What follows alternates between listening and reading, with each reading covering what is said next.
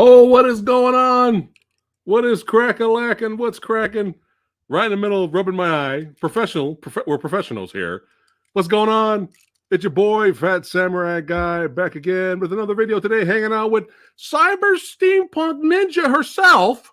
That's right, Lady Phat Blood, hanging out with all you badasses today. What is going on? Hopefully, you guys enjoyed the intro at least. And as soon as the intro ends, I'm like,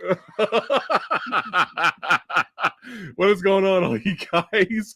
I timed that wrong. I had an itch. Samurai Guy had an itch. I had to try to get rid of it. What is going on, all you badasses? Happy New Year. That's right. Happy New Year. We're kicking it off. That's right. In the year 2022. That's right. So happy New Year to everyone. What is going on? We're hanging out with all you badasses. Thanks for chilling with us today. And cheers. That's right. Non-sponsored, but cheers to all you badasses watching. Going to hang out with us tonight and talk movies with us. What is going on? Let's see who is here from the Movie Dojo Army. We got Lone Wolf Ronin in the house. Eric Plantier. That's right. Jan in the house. Jason Willard. What's going on? Omegon 32 Electric Boogaloo. Will in the house. Oosh, that's right, Will. The View with Drew. What's going on? We have Heather in the house. We have the sexy sumo in the house. That's right. Hellfest, baby. It's the greatest of all time. Bob Odinson in the house. AJ Mason. The Hombre in Black. What's going on? Alexis Lewis. What's cracking? Michael Gonzalez. Life of Nate. Jake Hall again. Already got a badass super sticker from Badass Will. Thank you, sir, for supporting the channel. You guys are awesome. Bo in the house.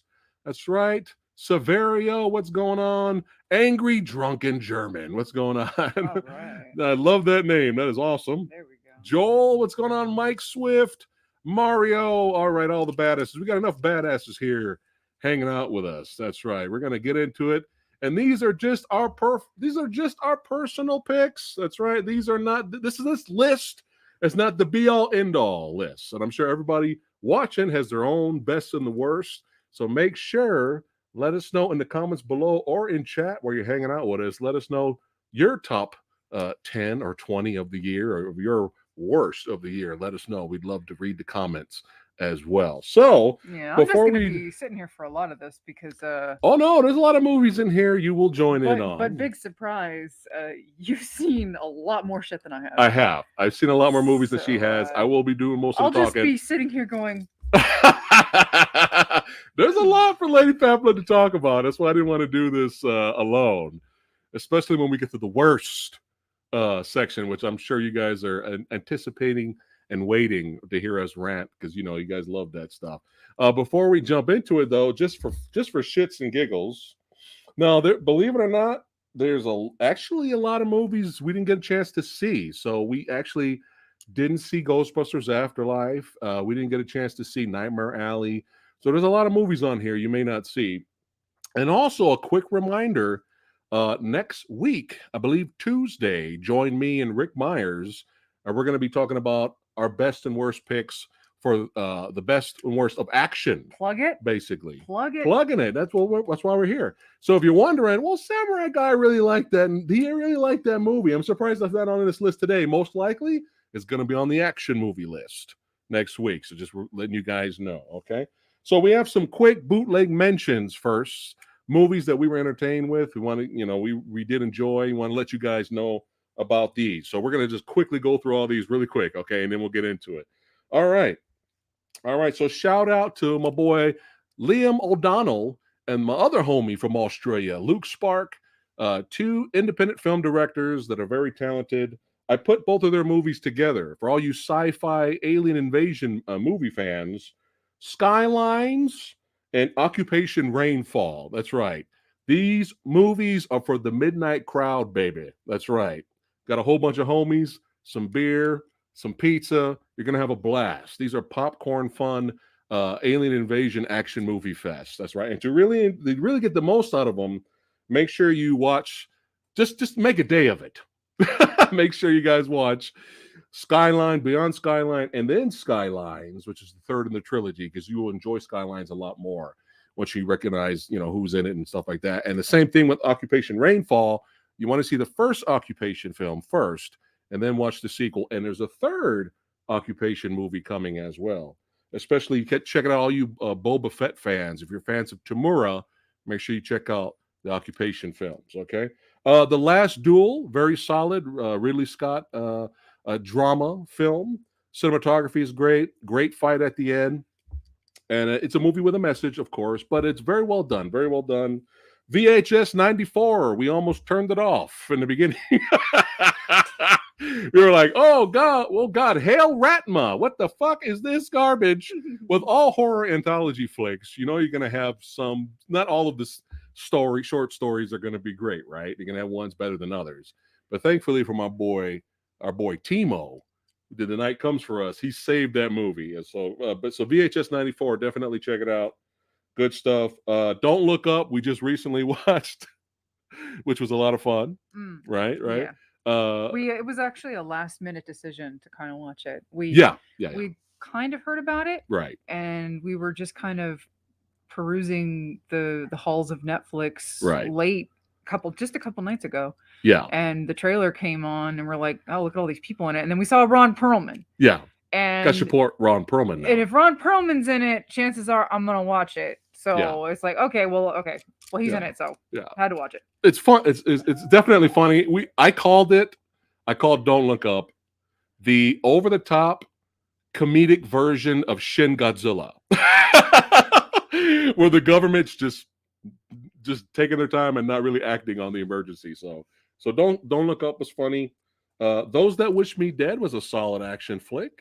Yeah. And it was great. See, Angelina Jolie was badass in it. And it was cool seeing R-rated, violent, gritty movie that she was in. We enjoyed that. It's nice seeing mindless little action, just popcorn flicks where you don't have to overthink things. Mm-hmm. The stakes are there. The premise is very simple, and it's nice to just kind of sit down and enjoy a simple. Yeah. What you see is what you get. Mm-hmm. Yeah. Nothing complicated about it. Yes. I'm just checking on the comments here. Look at all these badasses showing up now. Look at that. Francisco liked Tomorrow War. I didn't get a chance to see that one, Francisco. I might check that out later. All right. We're going to keep it going here. Blood Red Sky. Very solid vampire flick. That's right. There's still hope out there to rescue the vampire genre. You get a vampire on the plane. Hey, you know it's going to get crazy. Don't want to spoil or ruin it. Very surprised that they had the balls with that kind of ending. Because usually with that kind of ending, especially when it involves a child and his mother, they usually don't have the balls to do that. I'm very surprised what they did with the ending to that movie. So Blood Red Sky was definitely fun. Fried Berry. Let us know. Make sure you guys can hear her talk. If you can't hear her, she'll take the mask off. Nobody needs to see my face. If they can't hear you, if it's everybody can hear me. All right. This is just quick bootleg honorable mentions, just really quick, Bruce, just for fun, okay? Fried Berry was weird as fuck, but it was actually hilariously entertaining. Yeah, an alien swoops up this dude, takes his place of his body, and that's the rest of the movie. He's on Earth, experiencing Earth for the first time. It's fucking weird, but we enjoyed it. Okay. All right, they can hear you. Okay. Bloody Hell, man. Yes. Bloody Hell. Yes. Hilarious, great performance from the lead, dealing with dual roles in his own way, but it's a horror comedy. Check that out. Jacob's Wife, that was another fun horror comedy. Shout out to Barbara Crampton. She's still killing it. She's great. Check out speaking of vampire fun flicks, Jacob's Wife. Benny Loves You. We had our that was one of our let's see how bad this movie is. So we gave it the 5-minute movie challenge, right? We were laughing our ass off so much that we ended up loving the movie so much at the end because the movie knew what it was. It was basically a killer plushie. It was a killer plush killing full people. It's fucking hilarious. I went and bought her the damn killer plush. We should have brought it over here. But she has a Benny doll. Then Savannah would be all up in my yeah. Benny Loves You is hilarious, guys. Hilarious. And surprisingly, shout out to Drum Dums who recommended this to me. Till Death with Megan Fox. Very solid thriller, man. I never would have really given it a shot. And even her acting performance in that, very solid, like very well done thriller. You guys need to check out Till Death. Very good, very well done. For the Sake of Vicious is fucking great. This is how independent horror should be. For the Sake of Vicious, I don't want to ruin it, but a nurse gets off work, she's tired, she gets home, somebody's in her house, but that person that's in her house, that invader, has somebody else, another stranger, tied up and is torturing another stranger, and then it gets fucking crazy from there. And I didn't even want to tell you guys that. It's violent, crazy, brutal. Was not expecting anything that happened later in the film. I didn't even want to tell you guys that. But make sure you guys check out For the Sake of Vicious. Indie horror done right. That's how you fucking do it, man. The Night House. Yeah. That was good shit, man. Yeah. Kind of starts off as maybe a haunted house type of situation, but turns into something a little bit different. Yeah. Don't really want to spoil it. No, it's Rebecca Hall, fantastic performance in The Night House. She's great in this.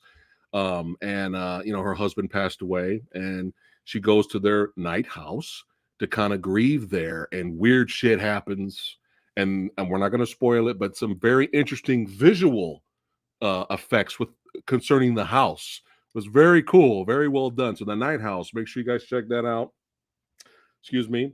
Werewolves Within is really surprised us. We didn't know how funny that movie was going to be. If you guys want a good horror comedy, Werewolves Within, man, it's basically a mystery. It's a whodunit movie, okay? But it's fucking hilarious, and it was fun.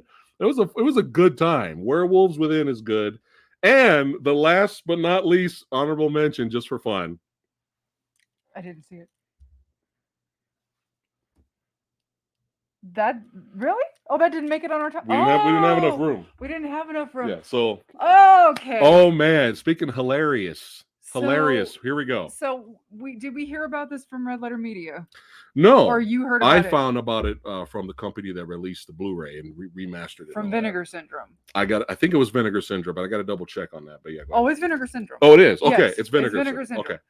And because they announced it. You'd been hearing about it. We happened to see a video on Red Letter Media's take on it, and we're like, "Oh Jesus, we have to." So yes. I immediately went out and I bought the Blu-ray, yes, which looks phenomenal, all things considered. Yeah. And I am very pleased to say we were not disappointed.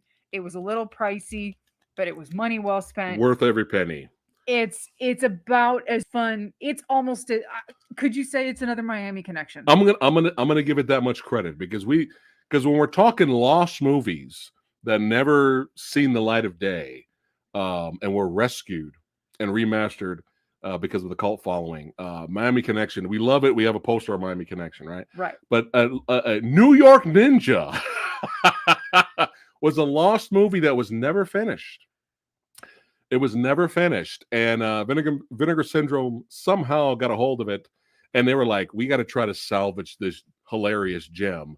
So they remastered it. They brought in Dawn the Dragon Wilson, Cynthia Rothrock, Linnea Quigley, and others. There was no audio. John Berryman. There was no audio for this movie. There was no script. So no script. So they had to edit the film in a way that they could create as much of a coherent story as possible. Yeah. And then add dialogue to it, right, while maintaining as much of a story as possible, keeping in mind that the director, what's the John Liu, Secret Rival's son, he is now living on his own, right, and in his motherland, right. And he, from what I hear, he was like, "No, thank you. I want nothing to do with this. I've got my own thing going on." Right. He wanted nothing to do with the restoration process, and so they brought in another director to finish the film. Yeah. So they had nothing to work with aside from the negatives from the prints.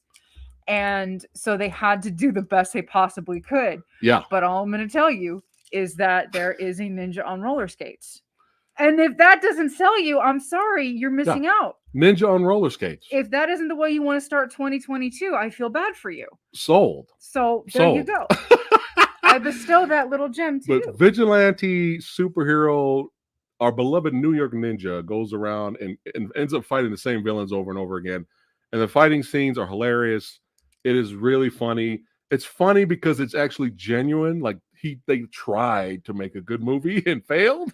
It's one of those. It's one of those, which are the best. which are the best. Yeah. But yeah, New York Ninja is great. Oh, beautiful. So yeah, if you guys want a great B movie night, you're gonna laugh hysterically from beginning to end with New York Ninja. But yeah, I guess that's it. Are you ready to start the best? We're gonna get into it. We're gonna go to our picks, which movies we enjoyed this year a lot. And then we're gonna go to the worst. Oh, shots fired by Angry Drunken German. What happened? Did you see Angry Drunken German's comments? Hold on a second. Hold on. What did he say there? That sword fight at the end of New York Ninja was better than anything in the new Matrix movie. Oh shit! Oh shit! He must have did that like way earlier. So that wasn't that long ago. Oh my god! Wow! Amazing! That's amazing. Oh, I like that. That's hilarious. Here it is. Here it is. Very very well done, Angry Drunken German. You know what? Angry Drunken German. You know what?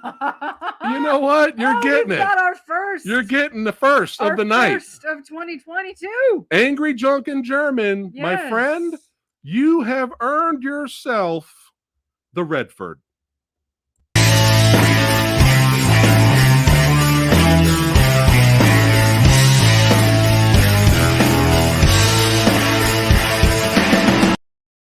My nose. There you go. We're back. I'm sorry. First Redford of the night. It's great job. Nose. Wonderful job, Angry German. Oh my goodness. What's going on? Disconnected crack. What's cracking? Jamie Powell in the house. What's going on? Hey, oh, he is honored beyond words. All right, let's go ahead and get into it. Let me get the banner up here. The best of 2021. Let's go ahead and get into it here. And these are just our personal favorite picks. Most of them from me, but we'll get into it here. Hold on. Let me get rid of all these banners here. All right. Here we go, guys. Let's get it cracking.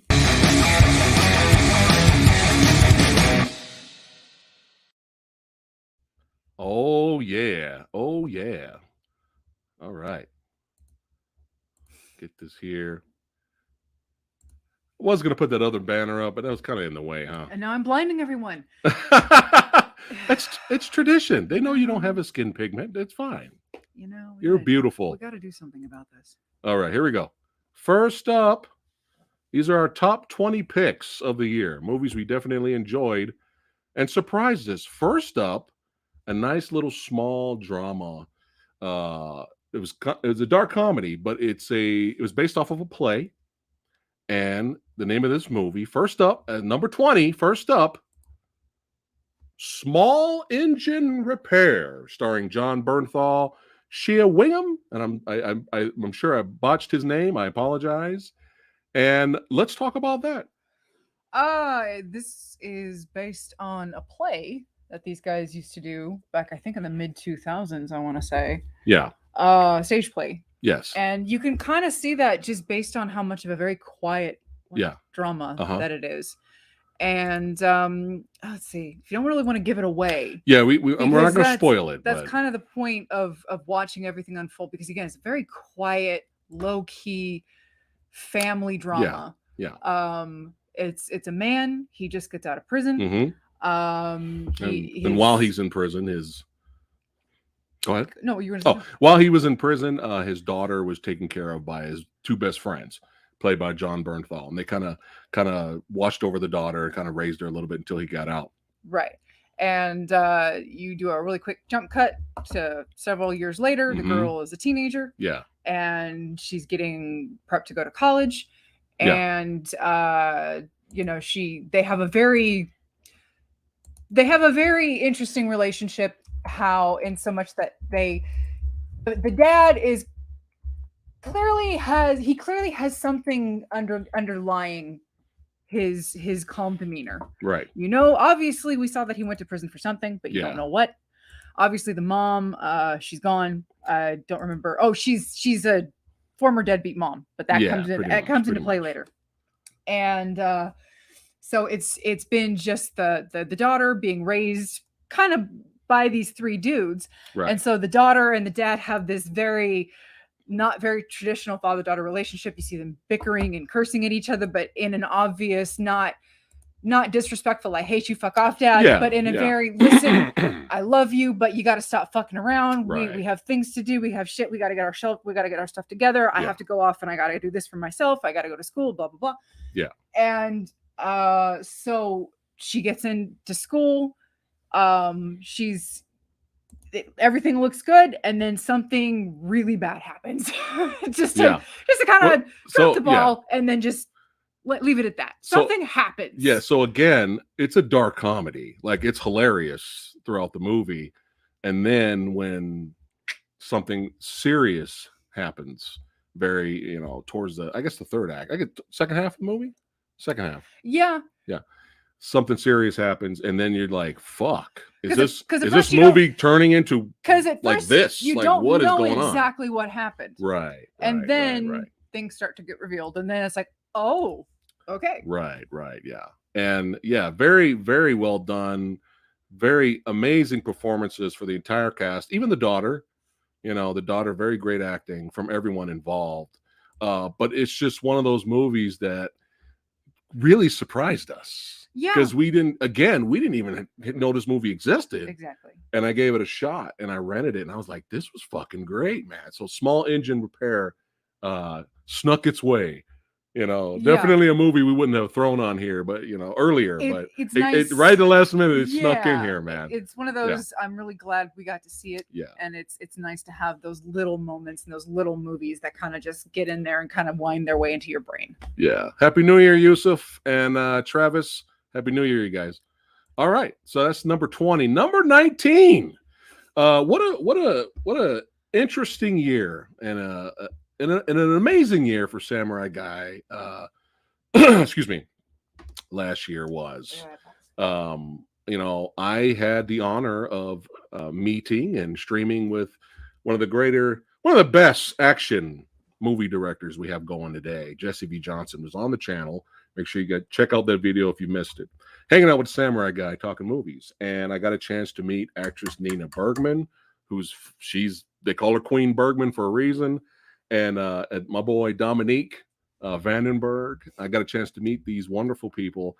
And we were talking about their upcoming movie, Hell Hath No Fury. That's right. Don't let the terrible Photoshop of poor Nina fool you.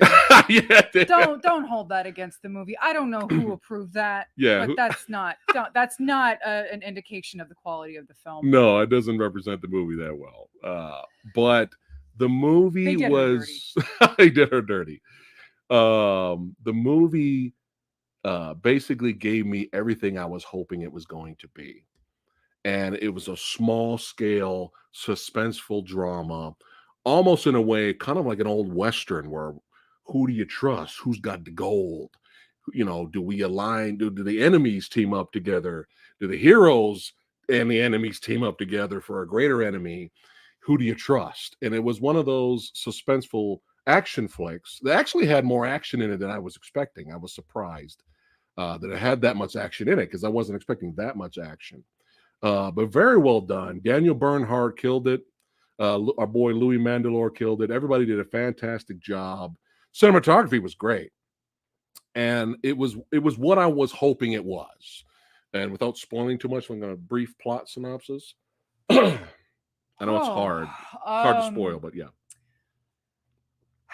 Nina is a lady who found herself in the company of a high-ranking German officer who has acquired some ill-gotten gold. And you know how ill-gotten gold, you know what I mean, in Germany, right? In the 40s, right, you know what I mean. Right. And they have this relationship that's suggesting that they are going to be making a break from the SS and the Nazi Party. Yeah. And they're going to flee, and they're going to escape it all using the gold. And on their way from escaping, they are ambushed by the French freedom fighters on the French side, resistance fighters. Right.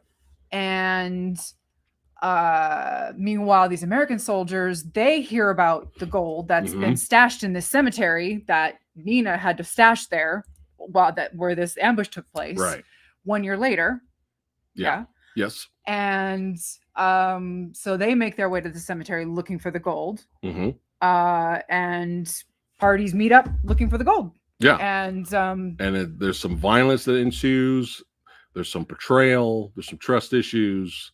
There's some surprising things that happen as well. But it was what I was hoping it was. Small scale suspense action drama. And you don't see that many of these type of movies anymore. Right. You know what I mean? So, and dare I say that a certain film that we shall be talking about later. Oh, thank you. Yes. Tried to touch on certain themes of female empowerment and failed miserably. This film managed to do it with more subtlety and did it correctly. Did it right. Talking down to us all like we're children. That's right. And I appreciate the hell out of this film for doing so. Yes, and we'll get into the movies that did it wrong when we get to the worst. This movie proved that you can do it. Yeah. This movie took a scenario that actually happened in World War II. Yeah. Where women had to do what they had to do to survive. Right. Back then. Right. For better or for worse. Women, you didn't have a lot of options back then. You just didn't. Right. Yeah. And that's a fact. Right. And Nina is a character. She had to do what she had to do to survive. Yeah. What are her motives? What is her motivation? Yeah. What side is she on? Why did she do what she do? Why did she betray her people? What did she do? Yeah. All these questions are out there. And the subject matter I thought was treated very well. Yeah. Unlike another movie that we're gonna talk about it fucking later. Yeah. And some of you probably know what it is already because I'm already getting riled up. So I'm gonna take it down. We'll get there. We're gonna move on to the next one. But yes, really quickly though, female empowerment done correctly. And there's nothing absolutely woke about this film. So definitely check out Joel. Hell Hath No Fury. You win the prize, bud. What happened? He guessed it? He guessed what movie you're talking about? Joel got it. We're getting into it. All right, next up. Thank you, DJ Neko. Hi, Neko. Neko, what's going on? What's going on? Next up, one of my favorites of this year, another indie horror done right. Censor, baby. Very well done. Very well done. And I'm not spoiling a goddamn thing about it. I showed it to her. She was entertained by it. Again, we're gonna have some movies on here that are not for everyone. Right. This is a slow burn film, so you may be bored out of your mind. You may go blip. What the hell is Samurai Guy talking about? I would suggest to you stick with it because the ending's fucking great, and the ending stayed with me when this movie was over. Yeah, you told me it was a slow burn, and you told me that people were bored with it, and I'm like, really? Well, it's not for I thought it had a really brisk runtime. Yeah. It's not even an hour and 30. Right. I didn't feel it dragged at all. Right. It gives you a lot of good information up front. Yes. A lot of subtlety. It gives you a really good character development. It's a really good story. There was only maybe one thing that I wanted out of it that it didn't give me, and that's I can live with it. Right. So I thought it was very well made. I enjoyed it. All right. Yeah. Censor, very, very, very good. And I love endings like this. And again, I'm not gonna ruin it for you. But I love endings like that. But we have this the female actress here who did a great job in the film. This takes place in the 80s, and she's a censor. She basically the video nasties. The video nasties for England in the 80s, as they were called, where believe it or not, the British were just as prudy as we are here in the States, if not worse, in their editing of films. Yeah. You couldn't have fight scenes with nunchucks. Right. Like there was a lot of issues. Can't kick people when they're down. But she was involved with the video nasties and film studios behind the scenes. And she would view the movies and she would basically censor out and take stuff out that was too risky, too gory. That's part of the film. And in her way, she feels like she's protecting society. She's protecting everyone. Because we would be terrible censors. Oh, we would. We'd get fired. You didn't do anything. You didn't cut out anything. But it was so much fun. I know, right? Yeah, because something happened to her when she was a girl. Yeah, and so she feels compelled to do this for the sake of society and for the Right. good of society in her Right. mind. It's a Right. very good, compelling reason. Character-driven movie. Right. It all makes sense. Yeah. Very and a great ending. So make sure you guys check out Censor. Here we go, baby. Because of another movie, and y'all know which one I'm talking about once I show this one. It brought my expectations down even more.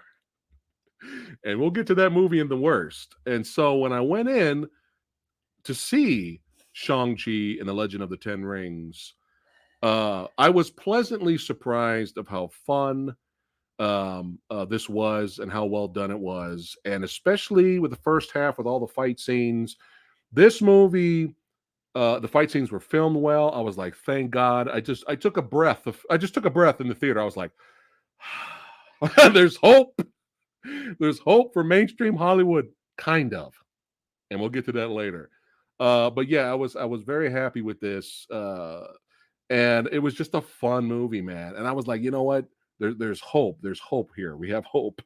But it's a love letter. It's a love letter to martial arts and Asian cinema, man. That we have different slices and styles displayed throughout this. So you have look at the fight on the bus. Great fight sequence, right?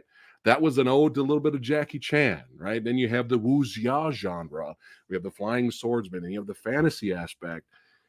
All these little nuggets and pieces were thrown in here, and I was like, you know what? It was actually a fun time. So I really had, Aquafina's character. Some stuff she said busted me up, and some stuff wasn't really that funny. But that's a lot with a lot of Marvel movies. You're gonna have comedy that hits, and sometimes it misses as well. So that's the norm. But overall, the lead was great. He did a great job. Great martial artist, a fun actor. Shang-Chi really surprised me. He was very well done. And tell me this, if you haven't seen this, I'm sorry, but I have to spoil this. Sorry. We got little bonuses in the film, too. You got Yuen Wang, Michelle Yeoh, Tony Leung, who's amazing as the Mandarin. Tell me this. What other Marvel movies out there where you have a straight-up kingpin badass who goes in there and murders an entire room in front of his son, leans down and tells his son that's how you do it, grabs his hand, and they go out and go get McDonald's. That's fucking badass. That's fucking hardcore, and that's stuff you don't usually see in Disney Marvel universe. So that right there puts it on the list. And then don't go get McDonald's, but that was a joke. But yeah, Shang-Chi, Tony Leung killed it. All right, here we go. Next up, another fun surprise, man. Cop Shop. Oh boy. So Gerard Butler. Yeah, baby. Is one of those actors. I feel like you kind of. I mean, I know you've been following his Such and Such Has Fallen series. I haven't been watching them. Angel Has Fallen, Has Fallen. I've only seen the first two, which were fun. I haven't seen the third one. I thought yet. You were following all those. I was falling for the falling films. Okay. So I haven't been seeing him a lot lately. Right. Having said that, damn, I miss him. And getting to see him in this was just so much fucking fun. Yeah. He clearly was just in his own little world, yeah. just hamming it up, chewing the scenery, and I could have just watched another 30 minutes of it. Yeah. Frank Grillo was good in here too, playing a sleazy, horrible person who spent most of the film trying to kind of make you sympathize with him. Yeah, which was an interesting little point. Yeah. Until the end was like, okay, mask off, fuck it, I got nothing left to lose. Right. So yeah, you got the classic scenario. You got the potential good guy, potential bad guy locked up in the jail together. Yeah. Small scale. But the whole movie takes place in the police precinct. Right. Yeah. In the jail. Yeah. Almost jail. A lot of it in the jail. Yeah. Yeah. And you got to watch it just for Butler. Yeah, watch it for Butler. I mean, he really just makes it so much fun. Yeah. And the female actress did a good job as well in the movie. But yeah, when you watch Gerard Butler in this movie, it's going to remind you, oh yeah, he was awesome. It's going to remind you. Even if you haven't seen him in a long time, you're going to be like, oh yeah, that's why I like Gerard Butler in the past. Yeah. He's great. Yeah. Yeah. Cop Shop definitely has nice little fun action thriller. Very well done. our pick. And speaking of Frank Grillo, yeah, this has to be, in our opinion, the most underrated movie of the year. Because this movie came out on a streaming service. I didn't hear anybody talk about it. I barely heard anybody talk about it. It kind of just landed, and that was that, which Yeah. is kind of sad. Yeah. I don't know, maybe because it was a Hulu thing. Hulu exclusive? I don't know if it was because Mel Gibson was in it and nobody really wants to talk to him. That could be it as well. Which I get it. Yeah. I get it. Yeah. But this was a fucking blast. But oh my God, this was so much fun. It's rated R Groundhog Day. Rated R Groundhog Day. That's right. Fun. Violent. Hilarious. It reignited my love for Taking My Time from Boston, the song. I mean, what is it? Foreplay Long Time. That's the name of the song. Foreplay Long Time. Yeah. And I haven't heard that song since I was my 20s. Yeah. Like I used to love that song. I mean, it's a fun movie. Dude, this is the most underrated movie of the year, and it's Boss Level. If you guys have not seen Boss Level from beginning to end, this movie is entertaining, hilarious as all fuck. This movie is hilarious. The action scenes are very well done. Mel Gibson's great in it. And Michelle Yeoh's in it as well. Michelle Yeoh's in everything. As she deserves to be. It's Michelle Yeoh, man. She is the queen. Yeah, she is literally the queen. But Boss Level it's so much fun. Recently, OGP seen it a couple months ago because I recommended it to him. And he was like, dude, this movie's great. Him and Fluffy had a great time. So I'm telling you, Boss Level, if you haven't seen Boss Level, make sure you guys check it out. But basically, it just repeats for poor Frank Grillo's character every day. And it's just when he thinks he's got it, it just turns into something else. And a little bit of emotional content thrown in at the end, too, that was unexpected. But just a lot of fun. Make sure you guys check out Boss Level, man. Seriously. Oh, we have some fans of Boss Level. Look at that. That's good to know. All right. Awesome. All right, here we go. This, another little, excuse me, quiet surprise. Yes. That's right. The Harder They Fall was another one of my favorite movies of the year. Very entertaining, very highly stylized. Will that be on the best action movie list video, which is coming out next of the year list next Tuesday? And I loved it. I really enjoyed it. But when I think of real Westerns, there's all kinds of different versions of Westerns, right? You got the highly stylized one, like The Harder They Fall. But what to me personally, everybody has their own preference. A real gritty, dark, people look fucking dirty. People don't look pretty and glamorous the whole fucking movie. They look like they fucking taking a shower in goddamn month. All right. They look like they stank. All right. They look like they stank. Okay. Real gritty, dirty. Probably everyone's on the verge of death. Those are the type of Westerns I usually like. And we came across this. I saw the trailer. I was like, this looks like right up my alley. Will it entertain us? So we rented it, we watched it, and we were like, that's what I'm fucking talking about, man. Restores again my faith in the real type of Western, the one I prefer. And Old Henry, baby. What y'all know about Old Henry? Y'all don't know nothing about no Old Henry now. And the movie's about a man named Henry, and he's old. All right, let's go to the next one. Next movie. So there's really, we went in blind. Yeah, went in blind. And I saw the trailer, but you didn't. But yeah. Sumo. There you go. So, yeah. So, again, if you haven't seen it, I would much prefer you go. I recommend you going blind. That's why I'm not gonna spoil anything. Yeah. It is a slow burn. Slow burn. Because it's the name of the game with this kind of movie. Yeah. I personally didn't feel like it overstayed its welcome. No. But no. I feel like when a movie is engaging. Yeah. It's about the story. I know some characters. I know some people probably can't sit through Unforgiven, and I'm sorry. I'm sad. Yeah, I'm sad for you. It's not for everyone. But that's not everyone's into slow just burn. your preference. Yeah. But when the performances are there and the story is there, yeah, and the tension is there, and this movie has tension. Yes. And that's kind of the name of the And underlying feel for this There's a movie. little bit of action, just a little bit. But overall, the movie was very well done. It was kick-ass. I enjoyed it. And yeah, so not to spoil it, but old Henry, times are not going that well for him and his son. They're farmers. They're kind of failed farmers, and they're just trying to make ends meet. Ends meet.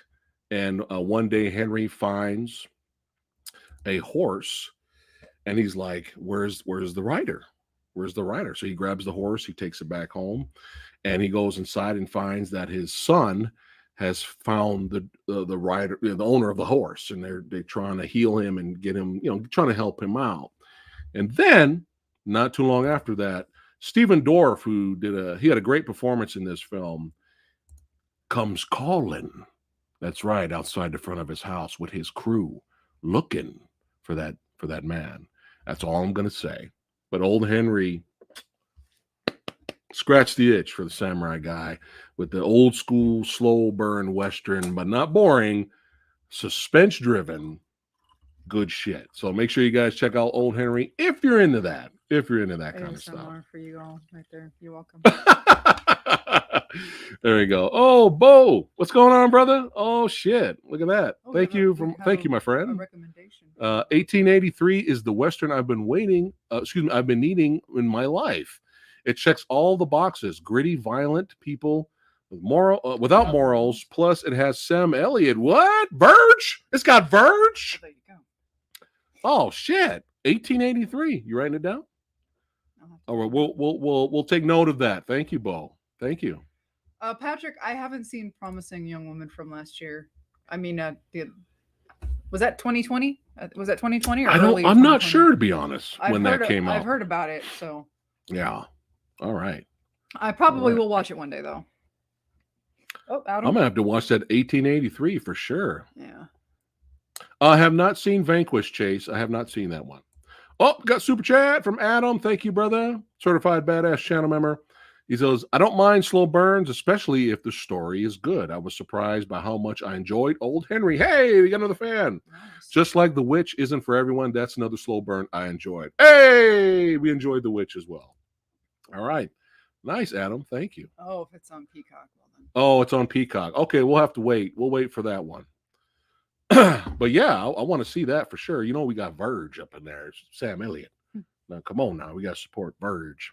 Old Henry, very well done. And here's another, when we're talking slow burns here now. It's the slow burns stream. So here's the slow burn of all slow burns. But you know what? Haven't read the books. Believe it or not, being an 80s kid, have not seen the original that came out in the 80s. Went into this blind, really no expectations at all.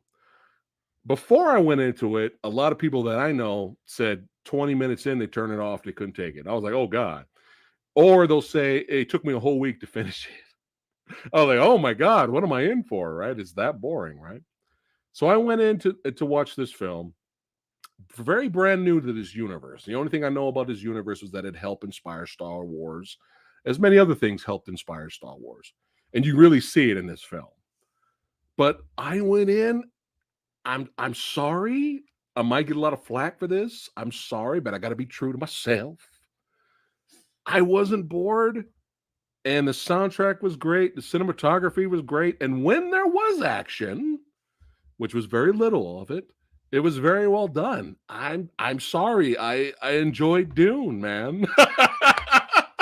I really enjoyed Dune. I know. A lot of you are probably disappointed. I'm sorry. But I really enjoyed it. I really enjoyed it. And especially when you look at it as, I don't want to use this as an example, but it's kind of a Game of Thrones in space. And you guys know what I think about Game of Thrones done right in space, where it's just all about betrayal, and you got one faction fucking over another faction. I mean, that's kind of the the meat, the heart of Dune, at least the first part. We'll see what happens with the next parts. But I know, I'm getting a lot of flack for it, but I was perfectly fine with Dune. I really enjoyed it. So great soundtrack too, and great performances. We have some Dune fans here. I knew it was like it, but I did it. Like I said, it's Game of Spices. Yeah, I know. I don't know. It was fun going in blind. I think that kind of helped my enjoyment of it, and I enjoyed it. So there's Dune. Next up, now a movie that could have been the Rise of Skywalker. No, it was Rise of Skywalker. Mm-hmm. That could have been the Rise of Skywalker of this franchise.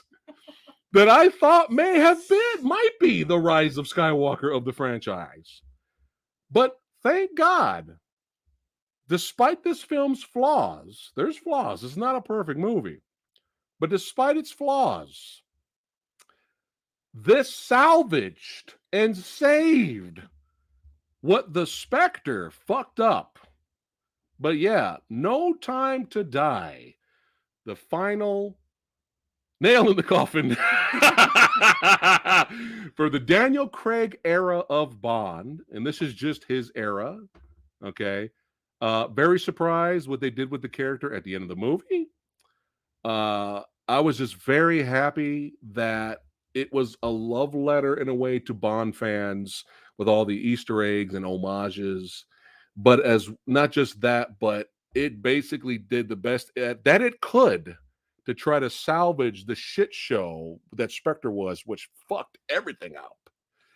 And if you look at it that way, I give a lot of credit for this movie. But again, there's flaws. The villain seems a little underdeveloped, underused.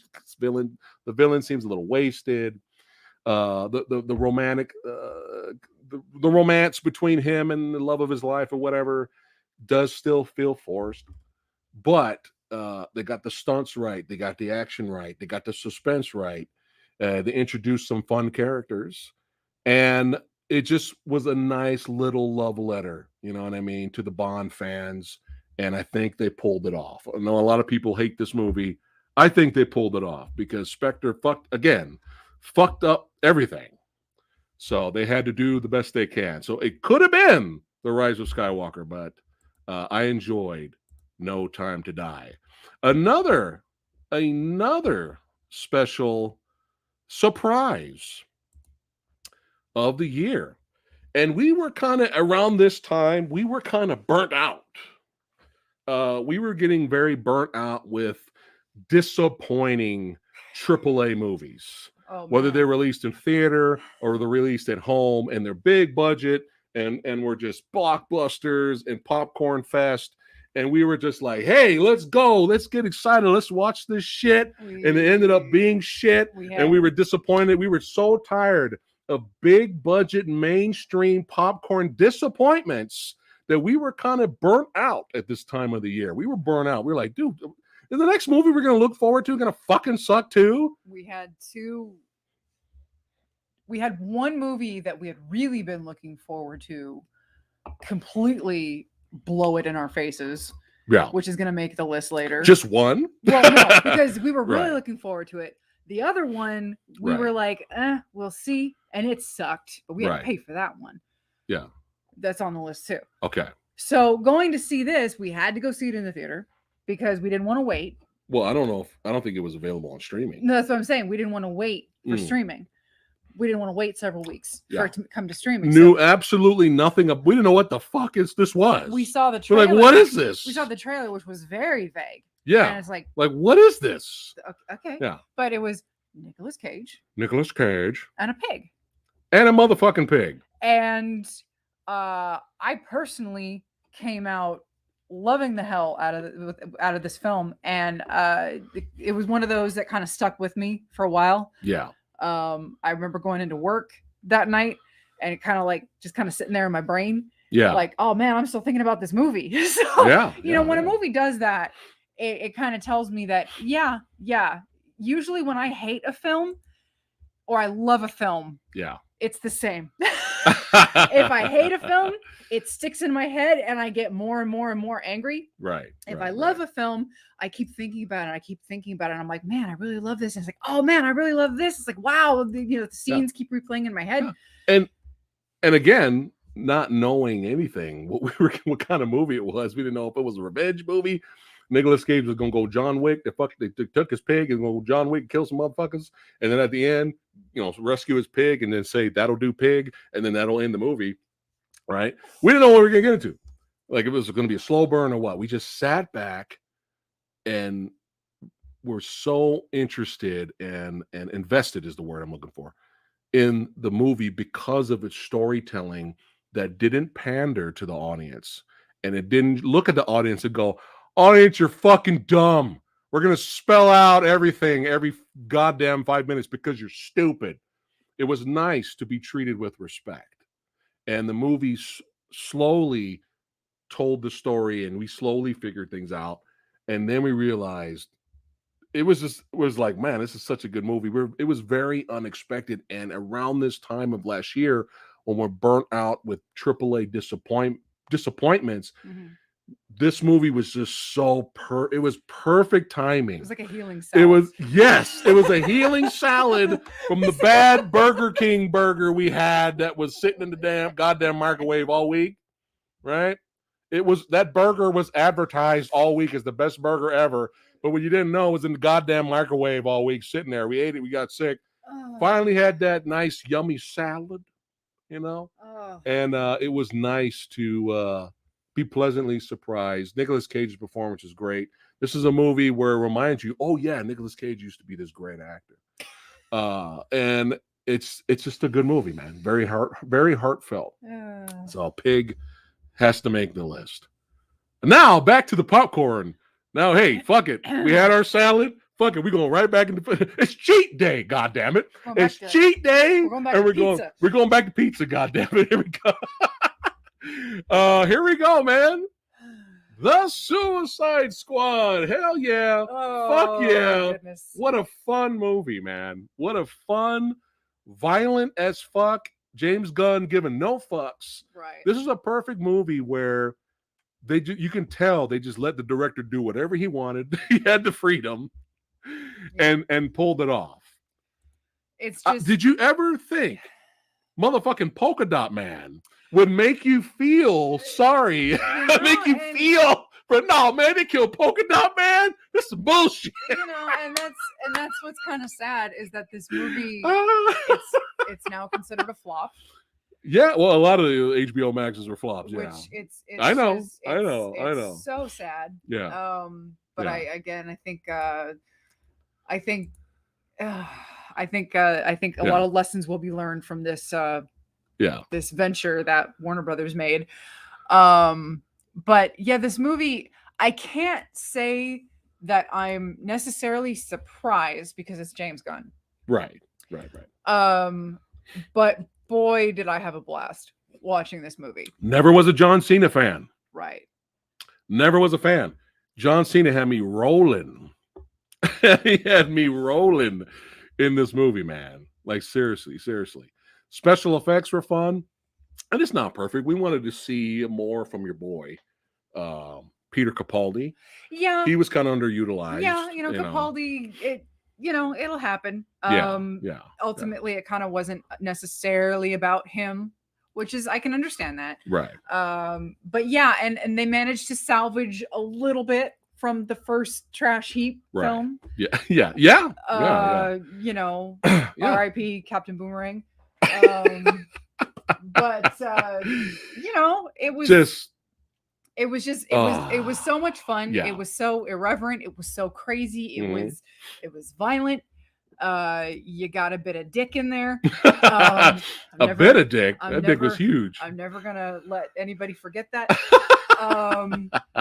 We got the big Driss. We got the big Driss, son. Getting to do his thing. Anytime people get to see Idris Elba on the big screen. Oh yeah. Being Idris Elba makes me happy because I feel like not enough people know what this man is capable of. Right.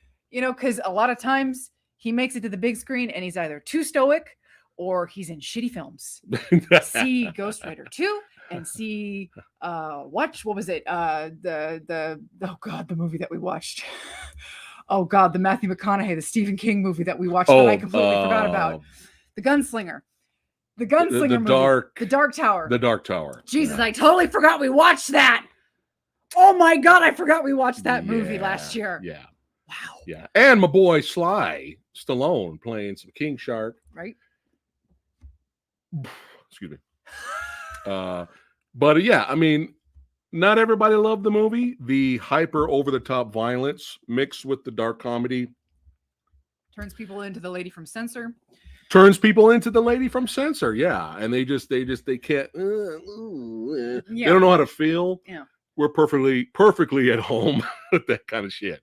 So, and I had the honor last year as well. If you guys haven't seen that video, check it out. I had the badass martial arts legend stuntman himself, Richard Norton, hanging out on the channel talking with the samurai, and it was always an honor to have him. But he talked about how him and his stunt team, they really kicked it into high gear for all the action that was in Suicide Squad, you know, training Margot Robbie and all that stuff, and especially Joel Kinnaman and John Cena's fight sequence.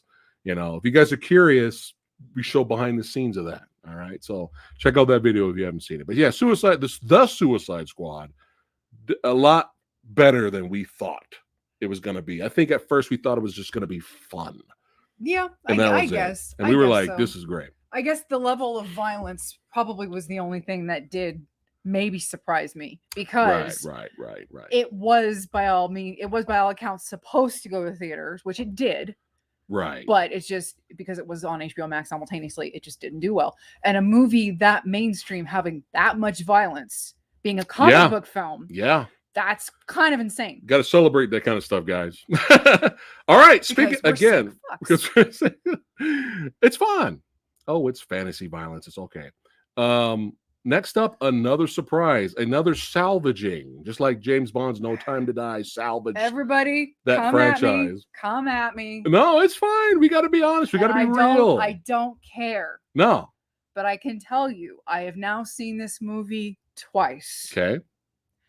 And I know I didn't give this movie the highest rating when we first talked about it, but I was basing it purely on the fact that I didn't feel like it was the most dynamic story, which I still don't think it's the greatest story. Right. It's still your average superhero story. Right. Got to bring the team together. But in terms of what we got before. Yes. And what we were supposed to get and what we ended up getting, which we never technically should have gotten because of the Hollywood system. And how lucky we were to get it. Right. And how much more coherent of a film it is. I am sorry. You can trash talk me all you want, but I will die on this hill. Okay. I love Zack Snyder's Justice League. Yeah. I'm sorry. It was so well done. I'm not saying it's the greatest film ever made. No. I'm not saying that. And you wouldn't necessarily put it on your top 10 superhero movies of all time. I'm not saying that at all. Right. But I am saying I love this version of the film. Yes. I love how in-depth it is. Oh, yeah. I love how engaging it is. I love how everybody gets a turn in the spotlight. Cyborg story, so much better. I fucking love the score. I can't tell you how much I have listened to the soundtrack since it got released on Amazon. And how ever since I bought it, I've listened to it so many times. I'm sorry. I'm sorry. I'm again. I'm not saying it's the greatest movie ever made. I'm not saying that. It's funny because I apologized earlier for liking Dune. And now she's apologizing for Justice League. Look, we don't have to apologize. Okay.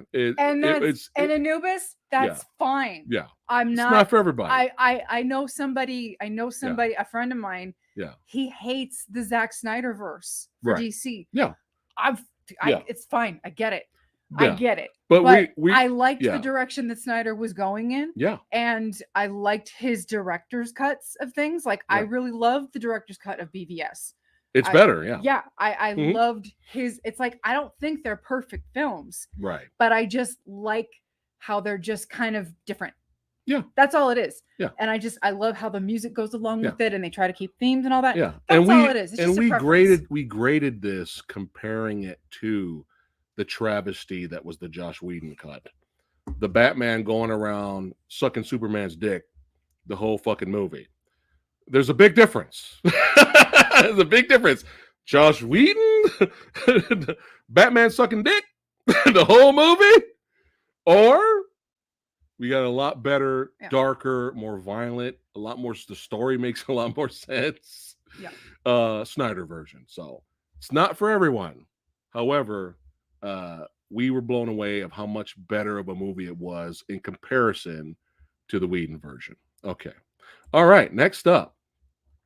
Was there anything else about Justice League, or are we gonna keep going? I think. All right. I think I pissed off enough people. Oh, it's fine. It's what I do. It's fine. All right. All right, here we go. Next up. Nobody. Oh, yeah. Our boy, Daniel Bernhardt. That's right. From Hell Hath No Fury. Trained Bob Odenkirk from Breaking Bad for 2 years for this movie. And Bob delivered. Acting performance, great. Handled all the action and stunts like a badass. RZA was good in it. Our boy, old school Christopher Lloyd was good in. He was great in it. And this is not. Stop labeling this as a John Wick ripoff. Stop it. Okay, all right. I mean, if you haven't seen the movie and you've only seen the trailer, sure, stop of course you're going to label it. It's a lot more than that. It's a lot more than that. But if you like action movies, if you're a fan of action, if you're not a fan of action movies, then you won't give a shit. But if you're a fan of action movies, you got to give Nobody a chance. And that was probably the most fun we've had in the theater, I think, before all the other disappointments that came later. Afterwards, we saw that in theater with some friends. I think Sexy Sumo was there, I believe, and our buddy Edgar. And we just had a great time. Violent, badass, scratched the fucking itch, hilarious. Nobody is a great time. It definitely deserves to be on the list for sure. Definitely. All right, here we go. Keep it going. Another surprise. Yes. Another surprise. This really surprised me. And we're cheating a little bit, but fuck it. We're cheating, but fuck it. This is a cheat. It's going on the list. It's worthy to talk about because not every movie gets this kind of treatment. No. And just a little bit of backstory from the Rocky franchise. Mm-hmm. Love the first one. Right. The third one is my personal favorite. As is mine. Right. That's our favorite. You have a massive soft spot for part 4. Rocky 4 is amazing. I don't care. I don't care if the whole movie is montages. I don't care. Rocky 4 is amazing. But yeah, go ahead. Whereas I've obviously I like Rocky 3 better. I love Rocky 4 still. I understand the significance of Rocky 4 and I get it. It was during the soundtrack's amazing. The height of the Cold War, the symbolism. If I can change, you change, and everybody can change. Yeah. I get it. Believe me, I totally get it. Yeah. Okay. But there was a lot in there that was always so cheesy to me. Yeah. That it was just like, oh, it's cute. I get it. Okay. Yeah. The cheese is the charm. I get it. Now, and that's why, and because I didn't see it when I was a kid growing up, I didn't see these movies until I was well into my 20s. Right. So I didn't have that nostalgia attachment to it like you did. Right. So when you were telling me about what Stallone was doing with the Rocky versus Drago director's cut that he released last year, I was very curious. Yeah. What did that exactly entail? What did that mean? What do you mean he's adding scenes and taking scenes out? What does that mean? And you were like, he's cutting out the robot. And I'm like, hey, what? Really? Happy birthday, Polly. Like, really? Like, that was one of the goofiest fucking things in the whole franchise. Like, really? I was shocked. So I was really curious to go in and see this movie. Now, it's been a while since I saw Rocky 4, but I remembered enough to realize how many changes actually went into this. And of course, you knew the movie pretty much by heart. So you Heart's on fire. So you were able to point out a lot. Yeah. Right off the bat, The beginning of this movie, completely different. The editing, they start off with Eye of the Tiger. I mean, it's a completely different experience. First of all, the picture. Oh my God. Picture's really good. I hope this gets a 4K release. This needs to, yeah. But yeah. Unfortunately, we didn't get to see it in the theater in our area. There was only a one-time show. And so we had to, do the whole at-home thing. But it was all right. Yeah.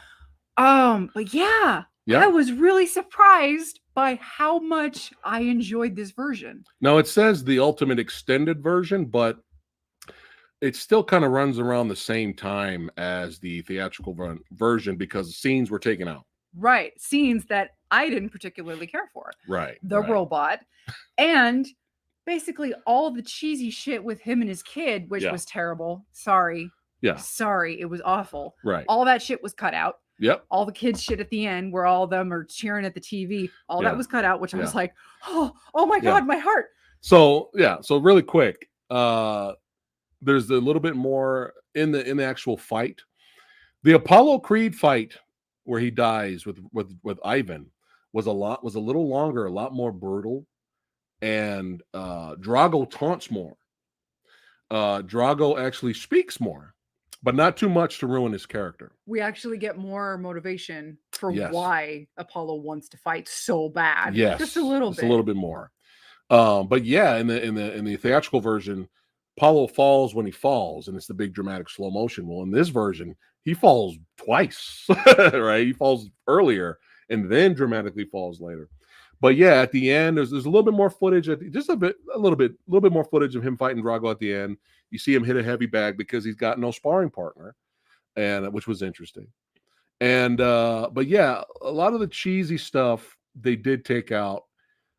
Like she was saying at the end, where Drago and Rocky's going at it, and they would randomly cut to his son at home with his friends watching the TV, and they're like, that's all gone. So if that annoyed you, you're good to go. There's actually a scene at the end after the fight where he actually walks up to Drago and kind of gives him dap before he leaves out of the ring, which is interesting. And this is really important. The if I could change, you could change speech was lessened. And in a more of a realistic note, spoilers, when he beats Drago, right? When he beats Drago, and then, the Russian crowd's chanting Rocky, up in the box, you have the leader of Russia as well as the villain that got Drago into fighting Rocky. They're sitting up in the box. And at the end, especially after the speech, they all slowly stand up in the original, and they all like,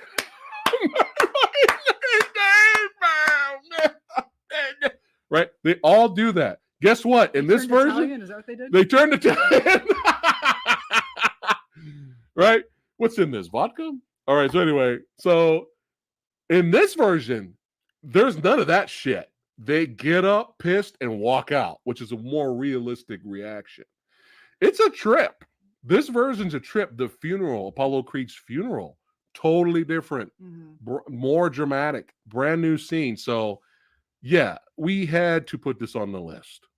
Like this was very well done, very well done.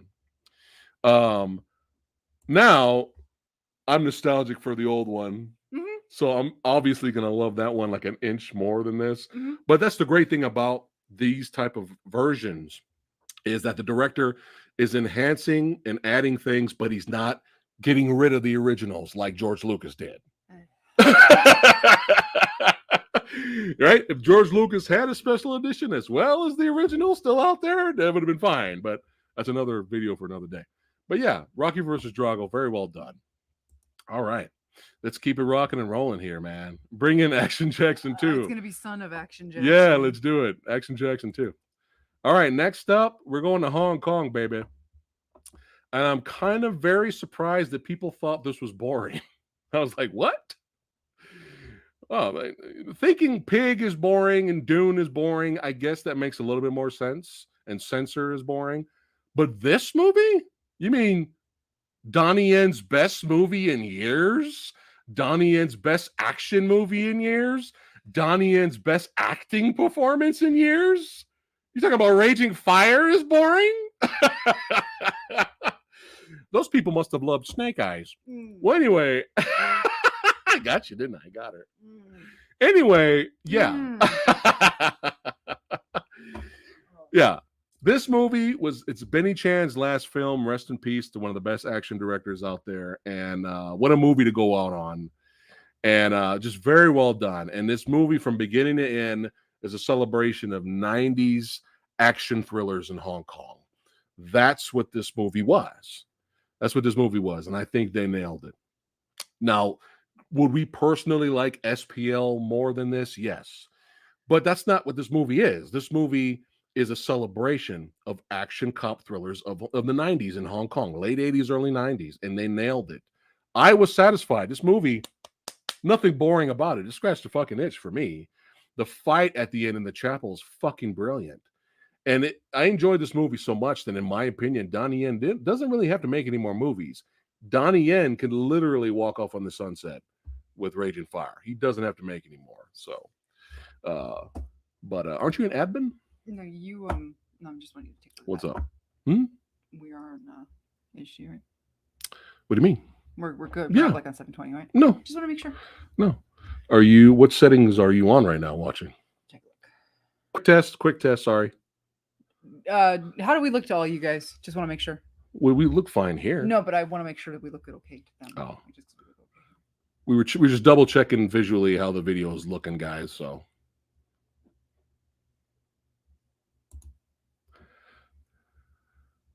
Yeah, you might be on 720 or something like that. But anyway, very well done. Raging Fire was. You got to appreciate what it was. Oh, DJ Nichols says we look wonderful, glowing, beautiful. Oh wow, blindingly white. All right, thanks, guys. But yeah, scratch the itch. One of the best action cop thrillers of the year, and very well done. And to all of you out there that thought this movie was boring, well, guess what? Enjoy it while you can, because the way things are in Hong Kong right now, this is the last of its kind. Most likely, you will never see this movie again, this type of film in Hong Kong, ever again over there. And just like the song, you don't know what you got till it's gone. So appreciate badassity when it's there. Yes, Bo. And stop comparing it Bo. to fucking everything else. What's up? Bo, I'm sorry. What did Bo say? I'm sorry. Just a little. A little pale? I'm sorry. All right. Yeah, Raging Fire, badass action. Cops fighting previous cops that got fucked over. Good shit, man. Very intense. Loved it. All right. Another. This is at the time of this movie, when this movie came out, this was my number one movie of the year. This was my number one. I said to myself, when we do a top 10 or whatever, best of the year, this is going to be the number one. Other movies along that way change that for different reasons. But Mads Mikkelsen, Riders of Justice, man. Now, in American territories, the cover or the thumbnail poster, all the advertising, not going to do this movie any favors. No. Or any justice. Because they advertise it like it was an action movie. Which it is not. This is not an action movie, guys. This movie is a bit heartbreaking. It's a bit devastating. Yeah. It's one of those where if you know nothing about it, I'm not going to be the one to spoil it for you. Yeah. Something happens to Mad's family member. Yeah. And he tries to figure out what. Mm-hmm. And he goes off in this one direction with these guys who say, "Hey, I think I know what happened." Mm-hmm. And shit goes down. Mm-hmm. And that I can't tell you anymore. It's not an action movie. No. But it's Mads Mikkelsen. Yeah. And I can't fuck off. It's Mads Mikkelsen. Yeah.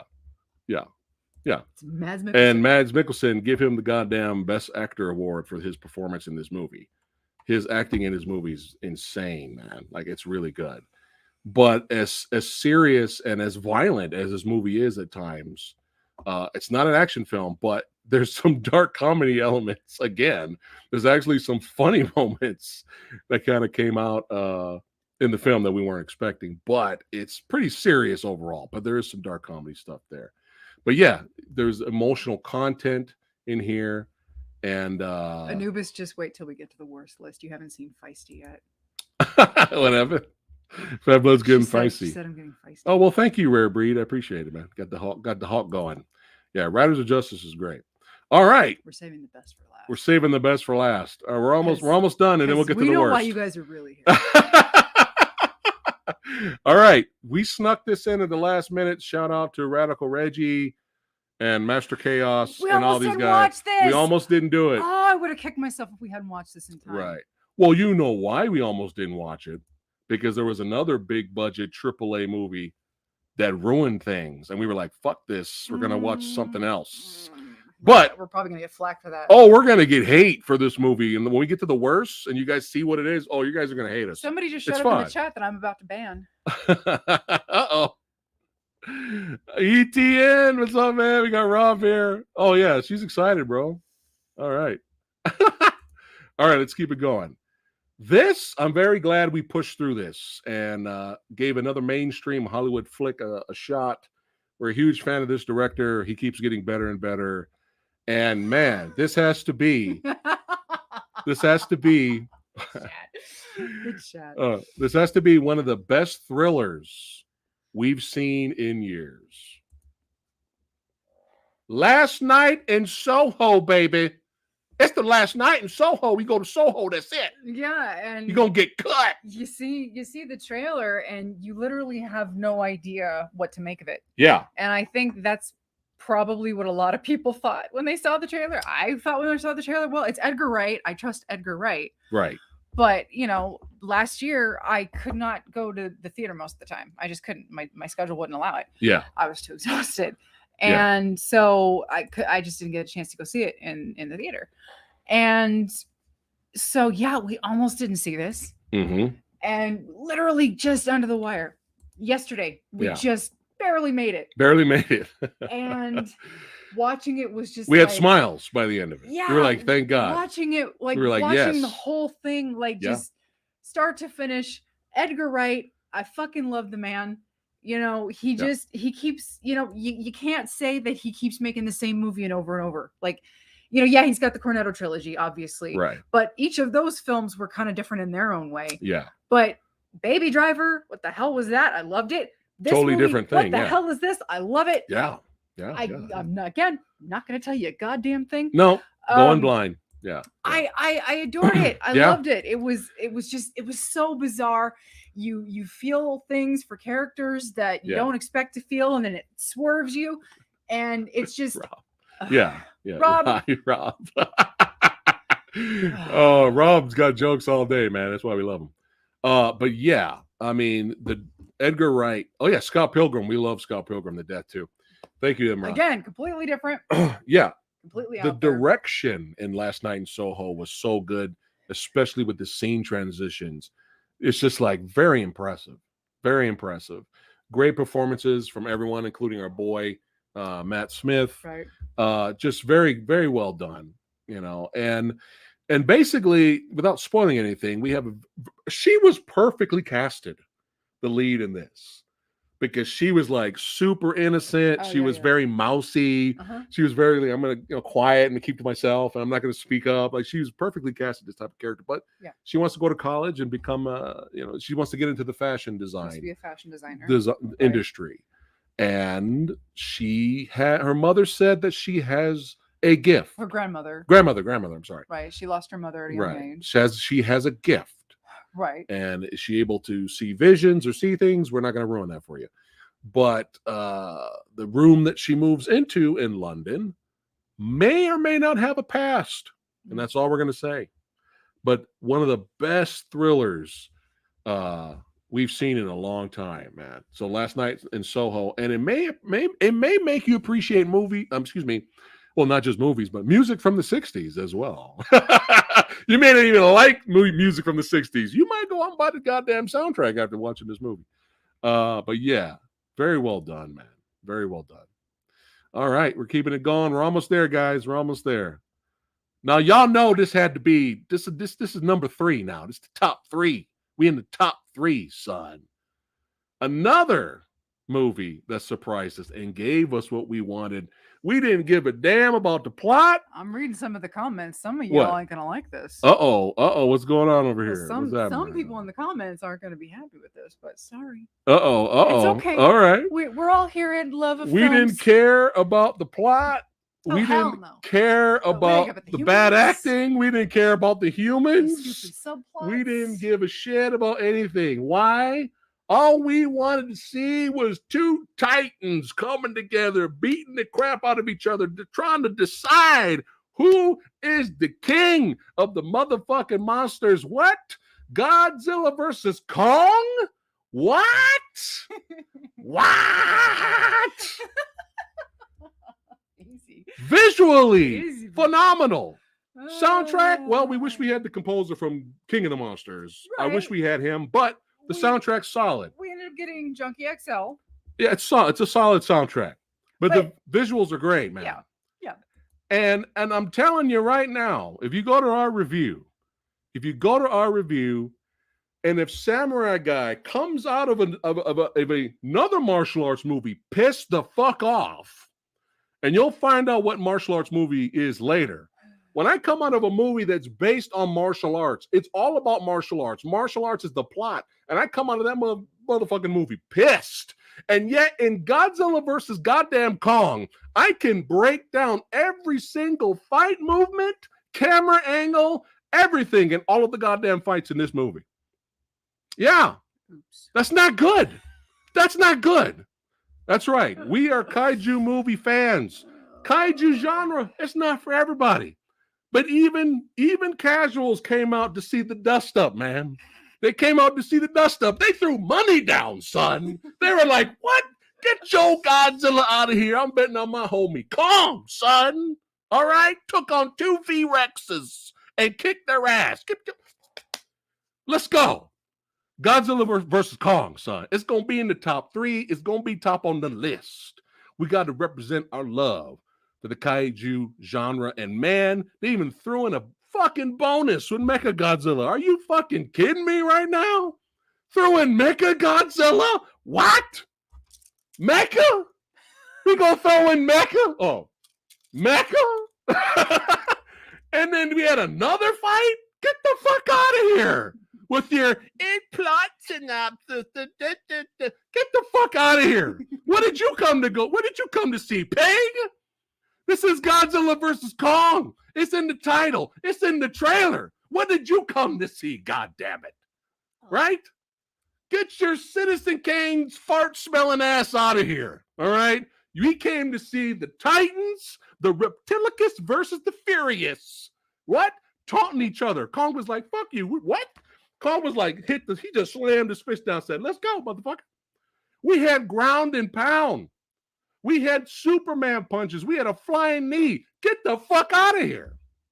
Seriously. So, yeah. Anything else you'd like to talk about? You can't follow that up. No. Yeah. Godzilla versus Kong. Good. That alone deserves to go on the list. All right. Here we go. That's what you guys come for. All right. Number 2. Another surprise. Another surprise. Yeah. We thought, we looked at this. We're like, you know what? This looks like this might be a fun time. And little did we know, we were not prepared for this movie to bring us the fights, the fun, and the feels. Yeah. Especially the feels. Keep in mind, we managed to avoid all the spoilers. We heard the rumors. Yeah. But we don't, like, if anytime people start coming like with the videos about, oh, the next Batman movie plot synopsis, I go, fuck off, blip. The next this plot synopsis, I go, fuck off. I don't care. I don't want plot synopsis filmed. I don't want to know the synopsis. Right. I literally don't want to know anything anymore. I want to watch, if the first trailer is a teaser and it doesn't give me enough, I will watch a trailer now. Mm-hmm. I've learned my lesson. I will watch a trailer and then I'm done. Right. I'm tired of everything being spoiled for me. Right. I'm tired of not being able to go to fucking Google or YouTube. Yeah. And have everything just ruined for me. you know, and it was perfect timing for us too. I watched Hawkeye. I didn't even get to see Hawkeye before having stuff from that ruined for me, which didn't even matter ultimately. Right. That's a whole other story. But I managed to avoid everything. Yeah. And when we went in to go see this, we got in I think we got in under the wire. I think it was a Friday. Yeah. We got in. So there were no spoilers. Right. It was perfect timing. Plus, going to see it in the theater with a very anxious crowd. There were nerds like us that also helped the experience as well. But let me tell you something, man. We expected it to be fun. We didn't expect it to be phenomenal. Spider-Man, No Way Home, man. Yeah. It's got to go on there. Yeah. It deserves to go on the list for us. And we gave a full with warning spoiler review because we weren't about to be the ones to spoil it if you hadn't seen it. No, we're not assholes. Yeah. You know, we wanted to make sure that, hey, the full warning ahead. Spoiler warning. You know, yeah. And phenomenal. So if you saw that, you know how we felt about it. But just what they were able to do, it was such a loving tribute to the history of Spider-Man. Oh yeah. It was a love letter to Spider-Man. It paid homage to all three versions of it. You know, I said this in our last video. You know, Andrew, he didn't deserve the movies that he got, and some people like those films. Congrats. I wasn't one of them. Right. And you know, but he was better than the movies he was dealt. And Toby never really got a good send off. And for them to be able to come back and get such a loving welcome back and a loving tribute while not taking anything away from Tom in his third official, like full on his own outing, because you know, not counting the Avengers films and whatnot, didn't take anything away from him. And his storyline, obviously losing Aunt May and all that, who was not a major role, but she was a force in his Spider-Man movies. This is the first time we actually got to sit with Peter Parker's relative before they died. You know, look at, you know, his Uncle Ben died in both first movies for both franchises, in Tobey's and Andrew's, both of them nerfed, just gone. We actually got with Aunt May for Civil War, and then the three movies that she was with Garfield. I mean, Holland. So that was surprising, and it was nice to have that. Hey, audience, shit's getting real. You know, it's about goddamn time. Disney Marvel doesn't usually give us that, and I appreciated that. We had audience members going, "What the fuck?" when Aunt May died. That was great. So guess what that means? They're emotionally invested. What? What? You know. And getting to see the progression of Doctor Strange's character, which I am really excited for his movie now. Doctor Strange is the man. You know, I'm really excited for him and getting to see Wanda again. You know, because I love Wanda. I love Scarlet Witch. And Andrew got some respect. Yes. He got some respect. He had a fantastic moment. In one particular moment, you know, he got some good laughs. He got some legitimate, really good laughs. He had that one really sweet moment where he got to save MJ. And you could just see how much it meant to him. That was so sweet. Everybody was like almost crying when Toby showed up in the theater. Sorry, spoilers. We should do the spoilers before we talk about it. But that's okay. It's been spoiled by now, so fuck it. Well, it was just so nice to have that. It's great. You know, in a franchise that up until that point had kind of been like, oh no, these are all remakes. These are all reboots. So those movies don't exist anymore. So fuck off. Or giving you or slamming the nonstop goddamn member berries in your face. And just that's it. Like not giving you more than that. And that's what this did. And even William Dafoe, motherfucking Dafoe. How do you out Dafoe yourself, Dafoe? How did you do even better as Gabi without missing a step? How? Without missing a step. Yeah, it's just phenomenal. He just gets better with age. Expecting a fun movie, did not expect it to be phenomenal. So yeah. All right, now my number one pick. No one's gonna know. No one knows this movie exists. No one knows. All of you right now are gonna go, what the fuck is this? But I had to do it.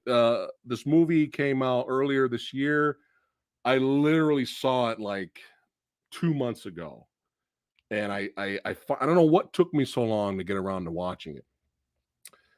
And I was blown away by this film. So first of all, I know you guys are going, what the fuck is this? Trust me, if you like action, if you like martial arts, well, prepare yourself for Rurouni Kenshin.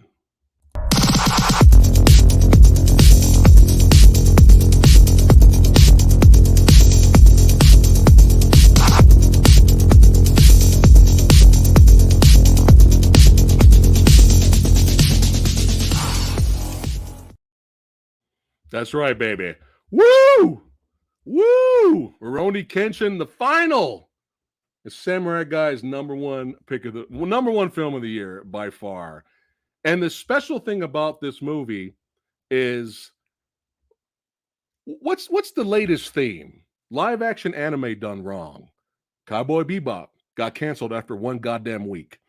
Death Note sucks, right? The Rurouni Kenshin trilogy, which came out mid 2000s, did it right, nailed it, and has some of the best sword fights you'll ever see. Some of the best sword fights, period. For some reason, even though the trilogy was perfect and they ended it, they said, hey, fuck it. Let's do it's all these years later. Let's do another one. And not only did they do another one, they had 2 Rurouni Kenshin movies come out this year. One is this one, which was the 4th one in the filmography, and the other one, the beginning, is a prequel, and you see what made Rurouni Kenshin, what made Kenshin stop from being an assassin. And that was well done too. But the fight scenes, you guys, the motherfucking fight scenes, the sword fights, it blew me away, guys. I could not put anything else.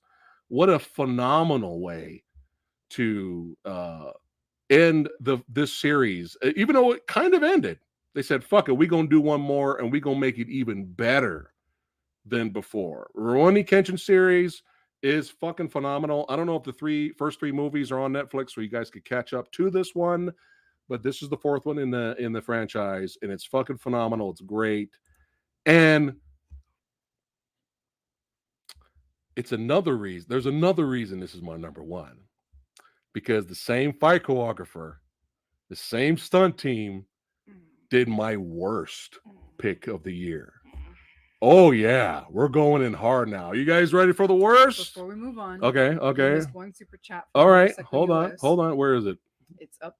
How far up? Keep going. Oh, I missed it. Wait, I'm so sorry. There he is. Thanks for the super chat, Motorcycle. Thank you so much. He says, Samurai Godzuki versus Son of Kong now. Yay or nay? And then there's one from...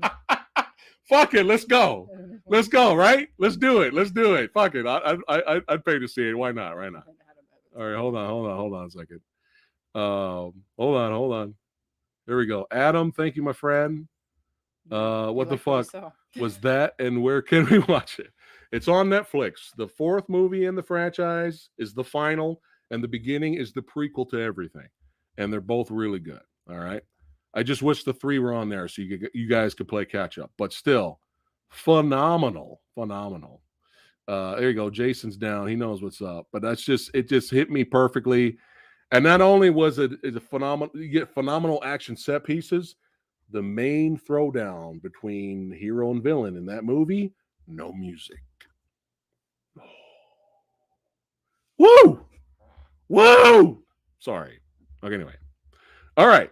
Minya versus Baby Yoda. Let's go. Please. All right, guys. It's time to go to the worst of the year. Because we know. And a lot of you guys are going to be mad. I'm sorry, but we got to be honest. But we know. Yeah. At the end of the day. Yeah. You guys like hearing, about good films. Yes. Movies that you've never seen that you would like to take a look at. Right. But. Okay. You really come here to watch us rage out. Let's be honest. Yeah. Vagina in the Cloud was one of my biggest rages. Yeah. Are we getting to the list? I'm just saying. Okay, go ahead. I'm just saying. Okay. All right. You guys come here. Oh. In general. To watch us rage on bullshit. Right. So now that we've gotten the good out of the way. Yeah. Right. All right, here we go. Here we go.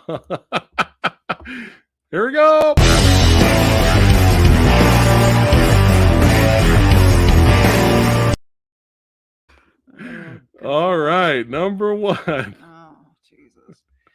First up on the list. I've already ranted and talked too much about this, so I won't say too much. But again, the plot was enough for some people. Hold on one second. Basically the storytelling and the lore expanded was enough that people really loved this movie and really enjoyed it. Right? The action sequences were second to them. They weren't here for the action. They were here for the story and the lore explored. Okay. So a lot of people like that movie, like this movie, and I think that's great. As long as you're entertained at the end of the day, it's all that matters, not what I'm about to say. But fuck Kujaku. Fuck Sabebe and fuck Octilius. Yes. These are characters in the new Matrix Resurrections movie. Don't you love Kujaku and Sabebe? Oh, no. You will love Sabebe and Kujaku. Don't you want plushes? Oh, God. Come on. Oh, no. Yes. What the fuck? What the fuck is happening? Oh, no. And right below Kujaku is the chick from the Dark Crystal. Is right below Kujaku. Yeah. Again, if you enjoyed this movie, great. But Samurai Guy went in with modest expectations, and the first half of the movie I actually liked. Some of the meta stuff was interesting, and some of it was fucking cringe. But I enjoyed up to... I was okay with the film. I was actually enjoying it. And then we got to our first martial arts fight. When the dojo happened, and I was like, oh shit, here we go, baby. Let's bring back the dojo. Let's get Diet Morpheus in here and to fight Neo Wick. Let's do it. Neo Wick versus Diet Morpheus in the dojo. Let's go. And some idiot decided, hey, let's film all of the goddamn fight scenes too close. Let's add some little bit of shaky cam here and there. And this to put some spice on it, right? Let's have every single martial arts fight scene shown in a dark room. And let's have a sliver, just a sliver of light coming through to see them once in a while. I'm sure diehard Matrix fans that love the fight scenes that brought them to the dance, that made them fans in the first place, I'm sure they'll enjoy that. And after that, after the third martial arts fight in the fucking dark, I was like, well, fuck this movie. I don't give a shit where the story goes from here. You know, I came for some iconic action badassity. There was not one goddamn memorable action sequence in this whole fucking movie. And as a Matrix film, I don't even care if you're part of the... Even Reloaded, you can pick memorable, awesome, iconic scenes. Even from Reloaded. What the fuck happened? What happened? All right? I'm sure I'm getting a lot of heat right now, but I got to be honest. Let me show you this. I'm going to show you this real quick, and then we're going to move on because Samurai Guy's ranted enough about the movie. Again, if you love the movie, great. But I could care less. And I love Keanu and Trinity. She's great. There was a good movie in there somewhere. But you fucked it all up. And let me show you this. I showed this last Thursday. This is from the stunt double of the actor that played Morpheus. He's just hanging out with his stunt men. They're not even going full speed here. They're just kind of going through the motions, trying to create content for Instagram and seeing how things look. Experimenting, if you will. Take a look at this.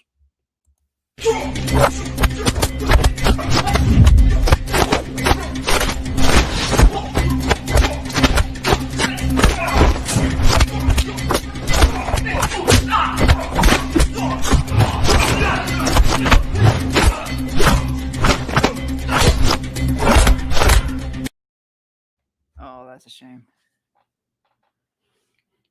That fight right there that you just saw, of three badass stuntmen just kind of hanging out, goofing around, was better than anything you got in your goddamn $190 million movie. Seriously. Seriously. And I feel bad for all the martial artists and stuntmen that worked their asses off to try to do those fight scenes in this movie. And you fucked them up. You gave them work. Good job. Great for you. I hope you feel better about yourself, Matrix Resurrections. But you fucked it up. And you fucked it up for diehard fans like me. I could care less about the one becoming the two and they fucking fly off as the tag team champions of the fucking bullshit. Who gives a shit? Who cares? Ugh! This love story. Who cares? If you don't deliver on the action, even in the finale, you fucked up. Even in the finale, supposedly action sequence, nobody fucking died in this movie. Nobody died in this movie. There was no tension. Yeah, we're going to move on now. So fuck Matrix Resurrections.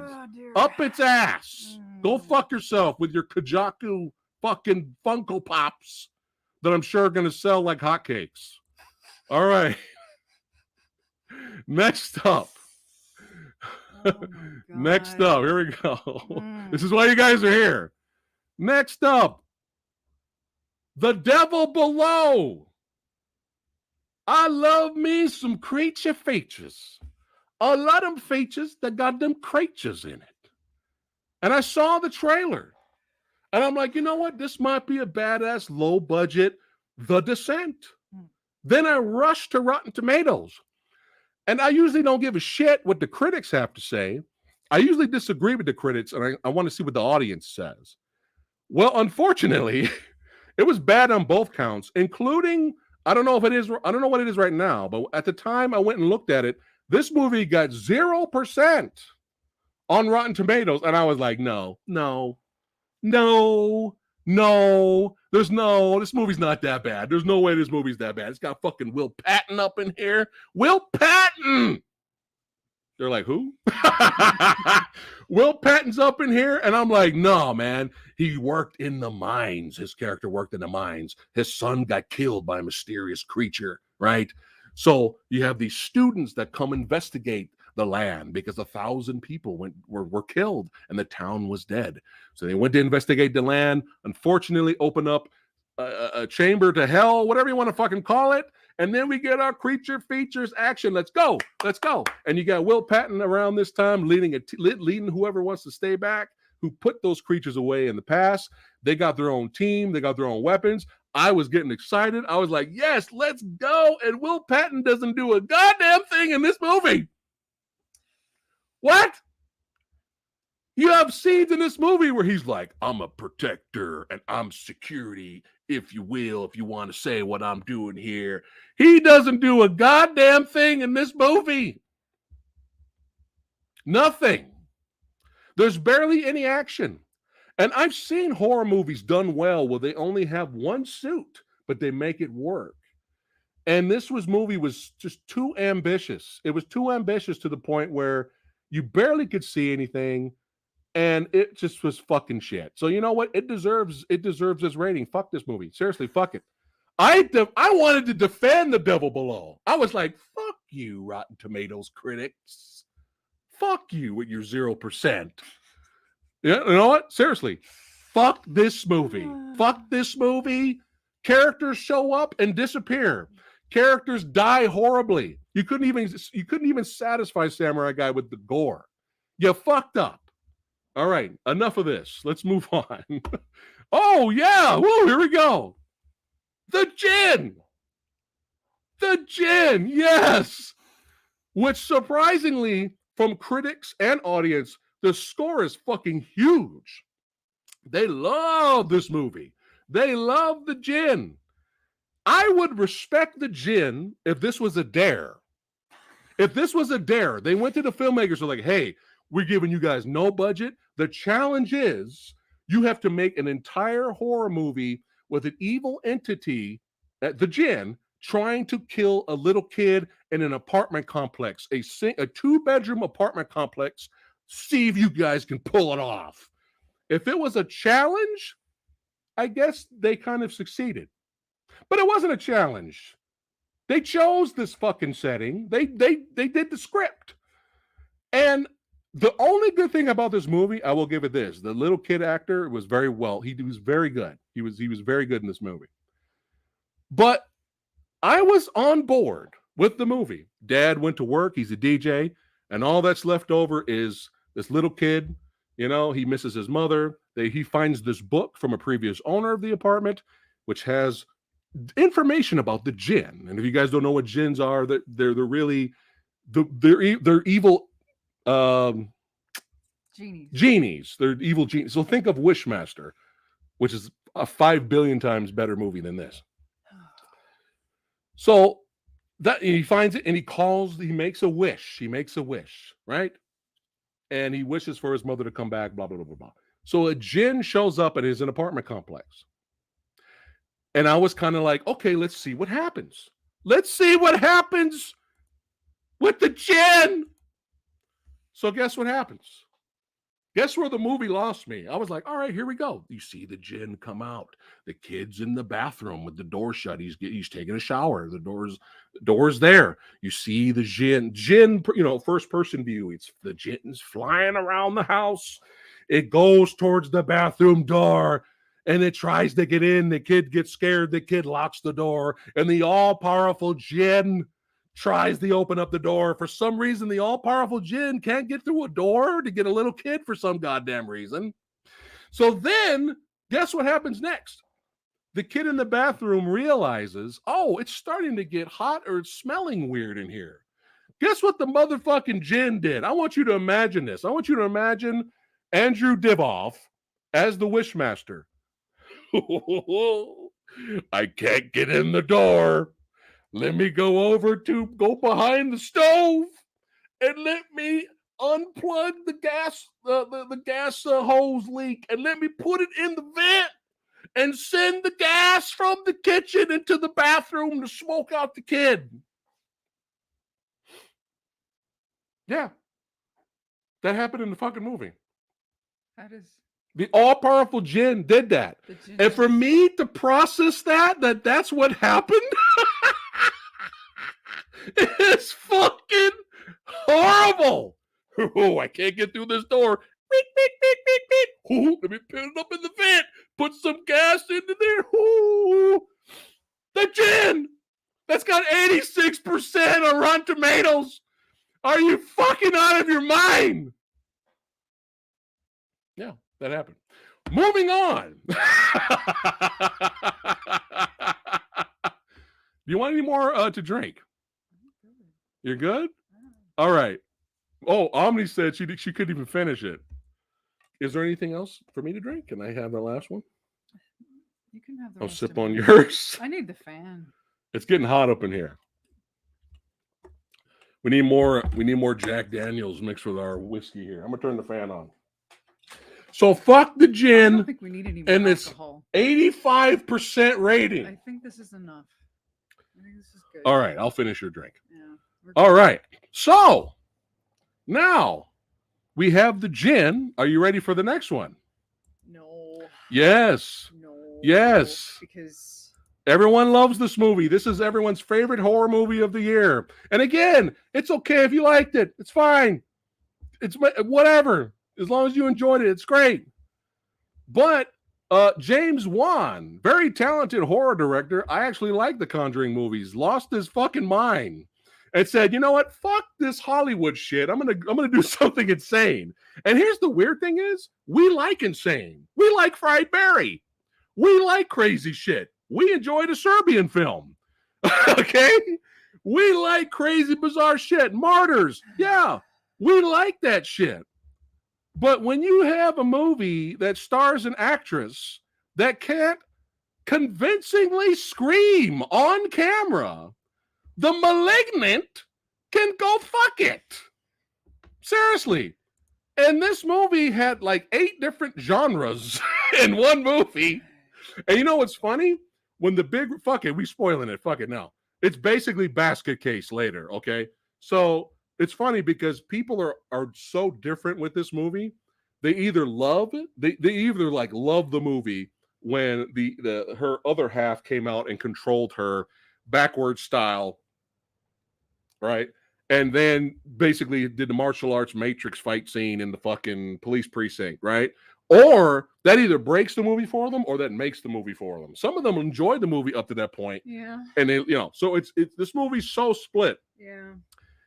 I don't know what it is. It just rubbed us the wrong way with its forced loud soundtrack trying to make every scene important.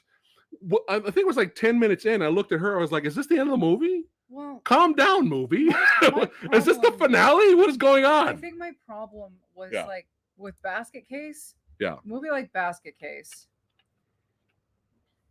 Or even like the old Peter Jackson horror movies. Yeah. Like the tone is set in stone. Right. The tone sets the pace for the entirety of the film. Yes. You know what you're in for. And with Malignant, the film, for me, could never decide if it was serious or not. Right. And that was my problem. Yeah. If the movie had kept up the pace that the first 5 minutes had started off with, which was terrible, shitty B-movie acting. Yes. Hokey, over the top, and kept going with that. Yeah. And didn't lead straight into a domestic abuse, which led into a miscarriage storyline. Right. We probably would have been fine with it. I probably would have been okay with it. Yeah. But when the movie 180s constantly back and forth. Yeah. With its tone. Right. Which it did constantly for me. I couldn't. It was whiplash. It was total whiplash for me. So I couldn't pick a tone. I couldn't take the movie seriously. Yeah. I couldn't take it for fun. I couldn't take it. It was just too much for me. And I couldn't enjoy it. It's like I said, if it had been hokey, I would have been, I'm on board. You got me. Right. If it had been serious and had no hokey acting and had an actress like a Rebecca Hall who can actually emote, who's actually a legitimate actress and could actually like use her face. Yeah. Yeah. And when it got to the crazy fighting and violence at the end, this was my reaction. I was like, oh, this is unexpected. Yeah. I kind of sat up. But again, don't take our word for it. You guys may love it. Go out and watch it. Go watch it if you're curious. All right. And those who do that love it and bought the Blu-ray, great. That means you enjoyed it. That's all that matters. Exactly. But to us, I'm telling you, if it stayed with that B-movie tone the whole way through, we probably would have ended up loving Malignant by the end. But don't preach to us, movie. Don't try to bring in serious shit, which comes to another movie we're going to talk about soon. All right. So Malignant. Yeah, whatever. Next. It's about time, right? It's about goddamn time. It's time we show respect to rapists, right? Don't you guys wish that they put more rapists in leading roles and have them be action heroes? Fuck John Wick, fuck John Rambo, right? I know everybody for years have wanted to see a rapist as an action hero, right? Next up, Don't Breathe 2. Electric Boogaloo. What the fuck? What the fuck? What were they going for with this? And I remember when I did the trailer reaction a while back, the only thing I was interested in is I just wanted to see Stephen Lang kill and fuck dudes up. That was like my only reason to watch the movie. But I was still curious of how they were going to make a monster redeem himself. Now, we've seen some movies where the villains, in some form or way, have the redemption movie and it actually works. It's kind of hard to redeem this character, but this movie tries so hard. I'm Italian again. This movie tries so hard to redeem this character, and I'm like, no, this is a horror movie. This needs to still feel like a horror movie. It's labeled as a horror movie, not an action movie starring a rapist. Well, not starring, but the character is a rapist. Yeah, it's just what the fuck? Stephen Lang is the shit. Yeah, he's the man. Yeah. We love Stephen Lang. But I was like, okay, so the plot is terrible. Okay, well, I at least get some enjoyment of seeing Stephen Lang kill people. I was disappointed. I was actually still disappointed in that way because the movie couldn't make up its goddamn mind if Stephen Lang's character was Batman or just an old blind guy. The fight scenes and action throughout the movie was so inconsistent. He went from useless to coming out of the fucking mist and shit as a ninja. And that was annoying me. And the finale didn't even really feel like a finale. And when you watch the trailer and you see him shoot 4 dudes, that's kind of it, really. And it was just kind of like, well, you couldn't even satisfy me on a gore action level because it was just so inconsistent. Yeah, so I don't know what the director and everybody was going for with the fucking Don't Breathe 2. So Radical Reggie. Reggie, I know you're goofing around. But yeah, seriously. That's the problem. And that was the reason I had such an issue with the first film, was that I really liked the premise of that first movie. I liked the first movie until the twist came. The twist was bonkers and it made us laugh and it was over the top, but it was still horror. But that was the problem. It was still a horror movie. The character, if he hadn't come at the horrible protagonist with the turkey baster, the character could have been a redeemable, twisted, yeah, it's like a bunch of kids break into your house and you end up torturing them and killing them all one by one because they broke into your house. Right. I can get behind that. I know you're kidding, Reggie. But then, you go after the one chick with a turkey baster and then you ruin the whole thing. Now, the problem I had with that first movie was that one scene took a film that I was mildly interested and entertained with. Right. And then it gave me nothing to get behind. Exactly. Because I hated the main characters. Right. And even the stupid main blondie chick who was the last girl, the Have main a good one, girl, Jake. I hated her, even though I have a sister daughter. I don't give a fuck. I don't give a fuck what your motivations are. You're a terrible person. Yeah. You're robbing a blind old man who, in your eyes, can't defend himself until you find out that he fucking can. He's Zatoichi, but a rapist. Yeah. And he's Zatoichi at parts. In this crazy fool's mind, he's never raped anyone because he's never touched them. But clearly he doesn't understand what that means. And that ruined the whole movie for me. At the end of the movie, he says he's raped. No. He knows what he did. In the second movie, he did that. Yeah, in the second movie. But in the first movie, he comes out and says, I never raped anybody. Yeah. I never touched the woman. I impregnated her, but I never touched her because he turkey basted her. And so in his mind, Happy Thanksgiving, everybody. Happy New Year. In his mind, he did nothing wrong. So you literally left me nothing. Yeah, there's nothing. And so by the end of the movie, learning that both of them were alive and well, and setting up the sequel bait, I'm like, no, I don't give a shit. No, I don't give a shit. I don't want to know what any of these people are doing. Yeah. I don't want to know what the terrible main character is doing. Yeah. I don't want to know what the terrible turkey baster rapist is doing. And so what do? You try to redeem him by giving him a bad acting child actor named Phoenix. Phoenix. And she's got crackhead parents. Here's the plot. You want to know the plot? Phoenix.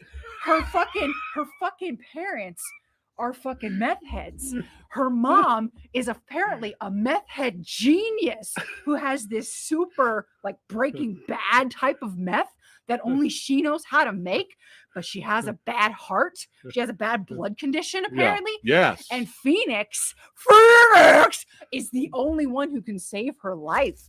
And so the dad finds Phoenix because they have this genetic condition where the dad has a white streak of rogue hair. And so Phoenix has the white streak of rogue hair. And that's how he knows that this daughter that he hasn't seen since she was like 4, that's how he knows that the daughter is his. And so in order to save his meth head wife, who makes like the best meth in the world, steals the daughter back from Stephen Lang, who at this point has been raising the little girl that he saved from the meth fire when she was a kid, when she was little. Has been raising her like on his own. And oh my God. So he kidnaps the daughter with the express intent of murdering her while she's still alive, because the doctor that they have don't have the actual right equipment to put her under sedation and give her a proper operation. So to make it super duper evil, they have to operate on her while she's still alive. And the mom, the meth head mom, is like, thank you, baby. Your sacrifice is going to be a good thing. I mean, it can't get any more hokey than this. And we're supposed to be feeling bad for the turkey baster rapist through all of this. Turkey! And he gets redeemed at the end. They even give him a Luke Vader fucking redemption line at the end when the daughter is standing there crying over his stabbed and beaten and shot up body. And she's like, oh no, I've got to save you. And poor Stephen Lang having to spout this shit with a straight, serious face is going, you already have my Phoenix girl. You already have. Yeah. And scene. Man, that mask was uncomfortable. How'd you do it? Well, I'm smaller than you. Yeah. Samurai's got a big head. Phoenix! Yeah, so fuck Don't Breathe 2. Hey, aren't you a fan of action spectacles? Spectacles that have amazing action sequences and some really cool special effects and technology, and you have some really cool action set pieces in your movie. You like that stuff, right?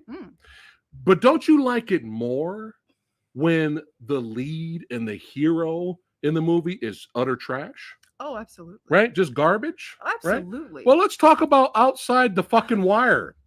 Yeah. I don't care how badass the Falcon is in this fucking movie. I don't care how cool the action scenes are.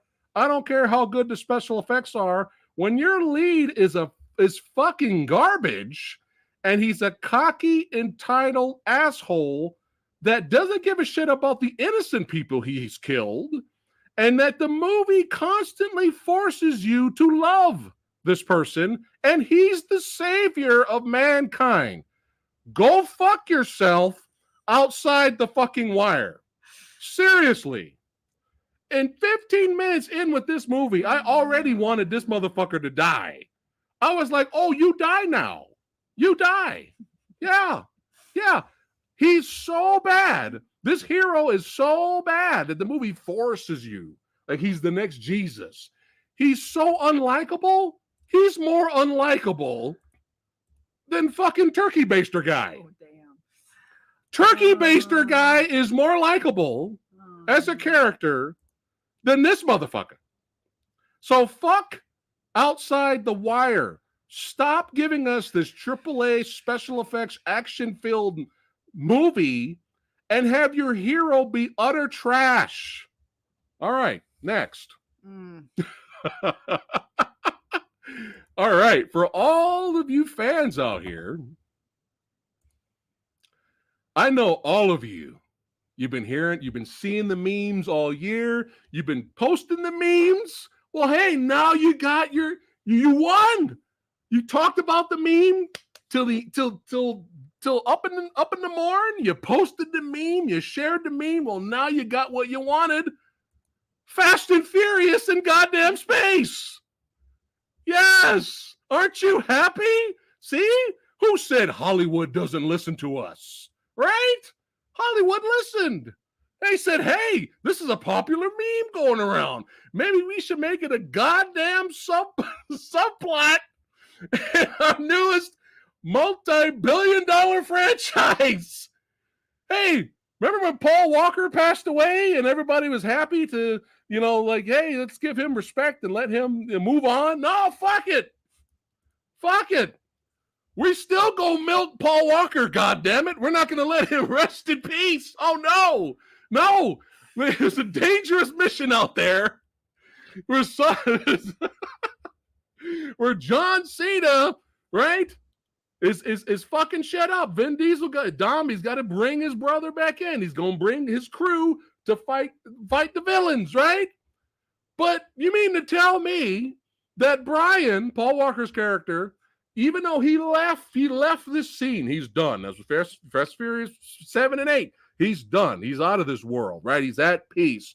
Oh no, fuck Paul Walker. No, fuck it. We're gonna milk his character to death instead of letting him rest. So you mean to tell me that Brian is gonna sit at home and watch the goddamn kids while his wife goes out and risks herself to fight terrorists? Now, I know people criticize these movies that they're dumb. But I think this movie jumped the shark. As crazy and as unrealistic and over the top of these movies are, this movie broke people. I know diehard fans said, fuck this movie. Seriously. Wow. Why do you think Vin Diesel's trying to suck The Rock's dick now all of a sudden? Hey, Rock, we need you back, Rock, please, for the love of God. And he even used Paul Walker, too. This is a mission I promised to Paul Walker that we will finish all together. And my children, he used his children. My children need you back, Rock, and I suck your dick. Oh, that's disgusting. And they missed their Uncle Dwayne.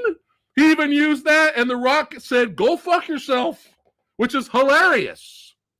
All right? Stop it. Let Paul Walker rest in peace. And they even at the very end, when you got the family barbecue, hey, care for a breadstick? You got the family barbecue at the end. Oh, here comes Brian's character pulling up to... Fuck you. Let Paul Walker rest in peace. Okay? What is this, Bruceploitation? We're just going to keep making Bruce Lee movies after he died? Let him rest in peace. Seriously. Yeah, and if you guys are wondering why they call these characters urban superheroes, because they're superheroes now, right? The Vin Diesel has the strength of the Hulk in this movie. Did you know that?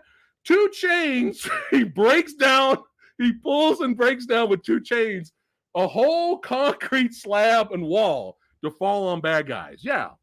So, yeah, Samurai Guy loves over-the-top shit and crazy shit and B-movie shit. I'm huge fans of that. But there is a limit. There's a limit to stupidity. Okay? And yeah, I think Vin Diesel knows he fucked up. I'm glad you did. Seriously, let Paul Walker rest in peace. Let's go. I don't think there's anything else. Like, if the movie didn't take itself seriously and played with the meta stuff, like there's that one scene where Roman, Tyrese, he says, you guys notice we've been through all this crazy shit and we don't die? That was kind of funny. But let Brian rest in peace, or whatever the fuck. Let Paul Walker rest in peace. And again, popular memes don't necessarily need to be made reality. And this has backfired on the franchise. And diehard defenders are like, fuck this. So yeah, fuck yourself, Fast 9. All right, let's keep it moving. Let's keep it rocking and rolling. All right. You don't even need me anymore. Oh, I need your support. I need your support to get me through this. All right. Hey, we love Liam Neeson, right? Everybody loves Liam Neeson. That's the fucking man, right? He's older now. He's slower, right? He's not as an action badass as he used to be. He's older. Still, just because Liam Neeson is old doesn't mean, and it can barely move and be slow, doesn't mean you have to have the movies he stars in be slow as well. So, the Ice Road, a.k.a. Please Become a Trucker and Deliver Goods movie propaganda, is that what this fucking movie is? Become a trucker and deliver goods. I respect truckers in real life that deliver goods than this fucking movie. Yeah, this movie tried so hard. Poor thing. I wish I can hold it and hug it and pat its back. It tries so hard to be an action thriller and fails miserably. And Lawrence Fishburne tried to save the movie, but no, they killed him off early.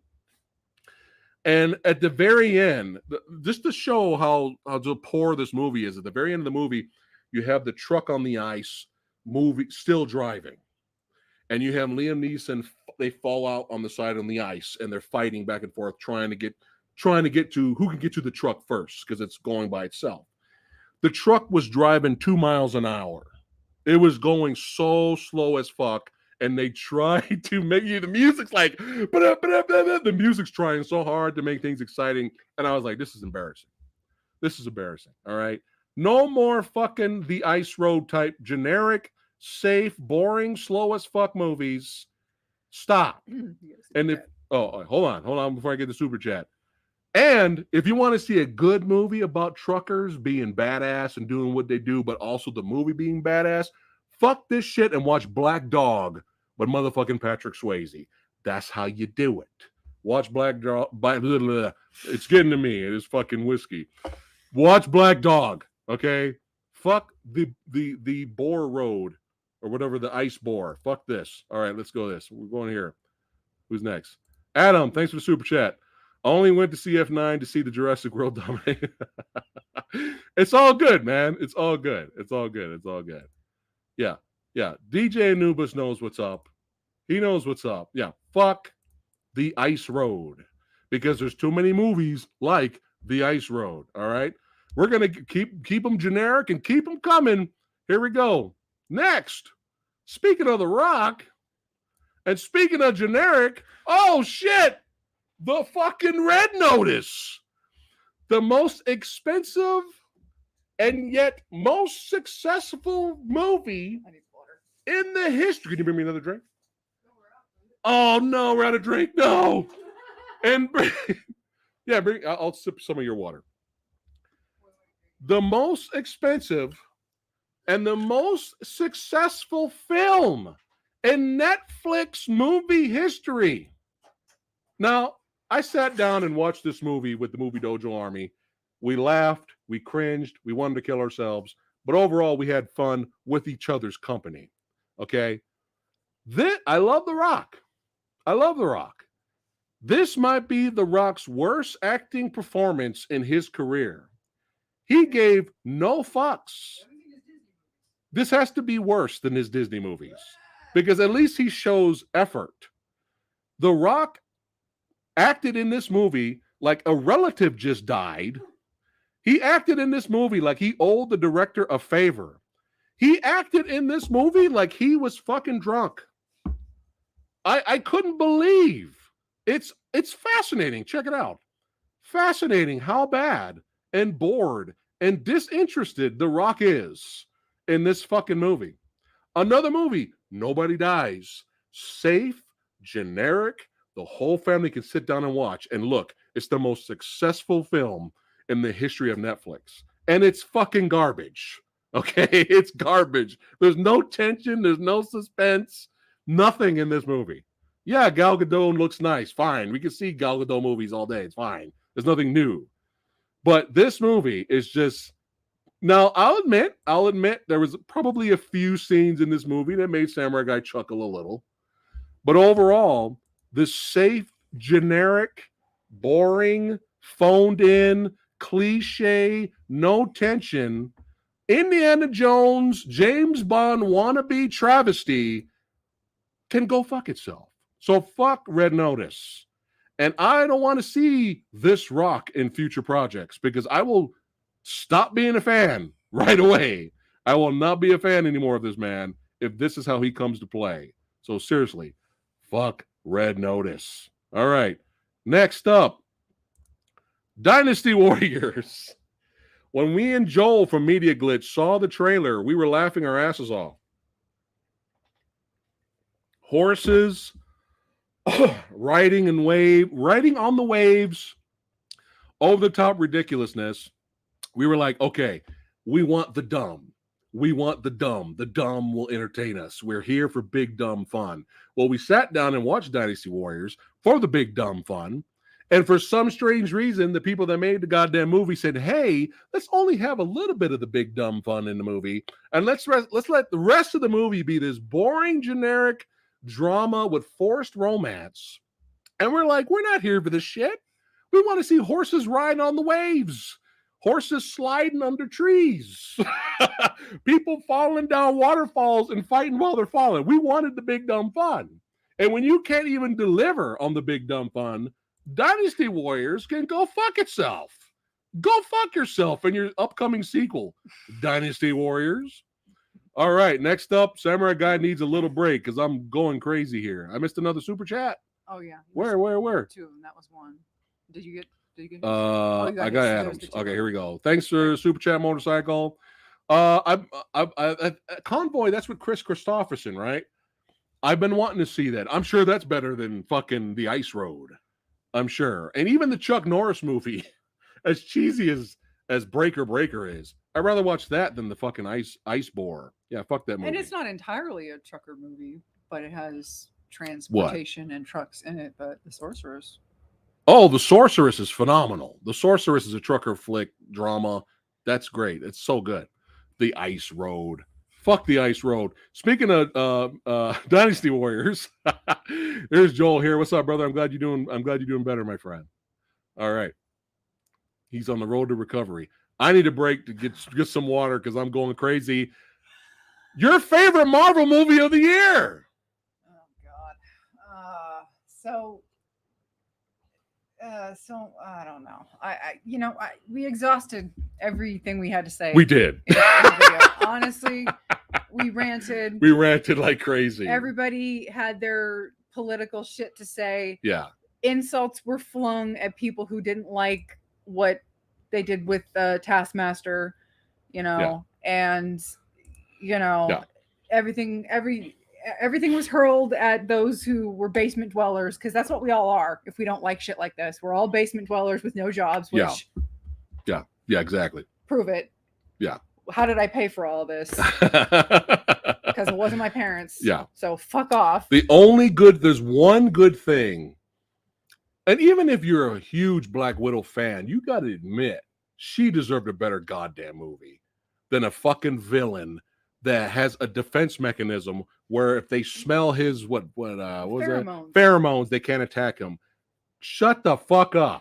Yeah. With your magical, mystical red mist that makes people happy and they can control their lives again. No, and Jason, fuck off. Jason, I agree with you. And we were talking about this when we were watching Hawkeye.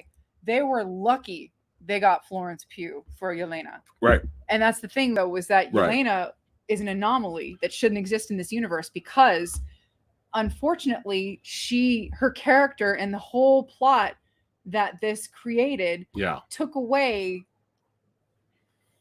Black Widow's They took away Black Widow's and sacrifice in Endgame. The whole thing. Endgame. Oh, yeah. Infinity War. Endgame. In Endgame. Endgame, yeah. The whole thing, the whole point of Black Widow's sacrifice and the whole drive that she had was that she couldn't have a family. She found her family in the Avengers. Now, if this movie had come out when it was fucking supposed to, in between Civil War and Infinity War, they could have worked all of this shit in organically, but instead they retconned it. And now we have this character that could have been great and could have legitimately meant something. And now you got this great actress who doesn't deserve this shitty, nonsensical role. Because Florence Pugh is great. She is. I love Florence Pugh. Yeah, she's great. We're lucky to have Florence Pugh. Yeah. And if you want to be desperate and pull something positive out of Black Widow movie, it's her. Yeah. However, it still taints Black Widow's sacrifice because she kills herself because she wants to save, her Avengers family, not a real family. And then they go in Hawkeye, they go and retcon it again, because if you spoilers, I'm throwing it out there. If you haven't seen Hawkeye, I'm sorry. I'm going to throw it out there a little bit. Yelena shows up and her and Hawkeye have a moment because she's pissed off because she thinks that Hawkeye should have saved Black Widow. Right. And they're having this back and forth. And she's like, Hawkeye at one point tells her, oh, Natasha used to talk about you all the time. And it's like, oh, yeah, God, we're just trying to make it work now. Fit a square into a round shape here. Yeah.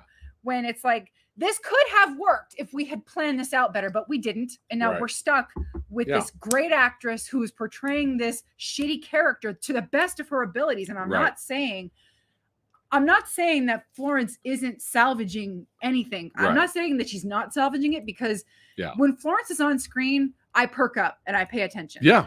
And the same thing with Hawkeye. I didn't love Hawkeye. I'm sorry.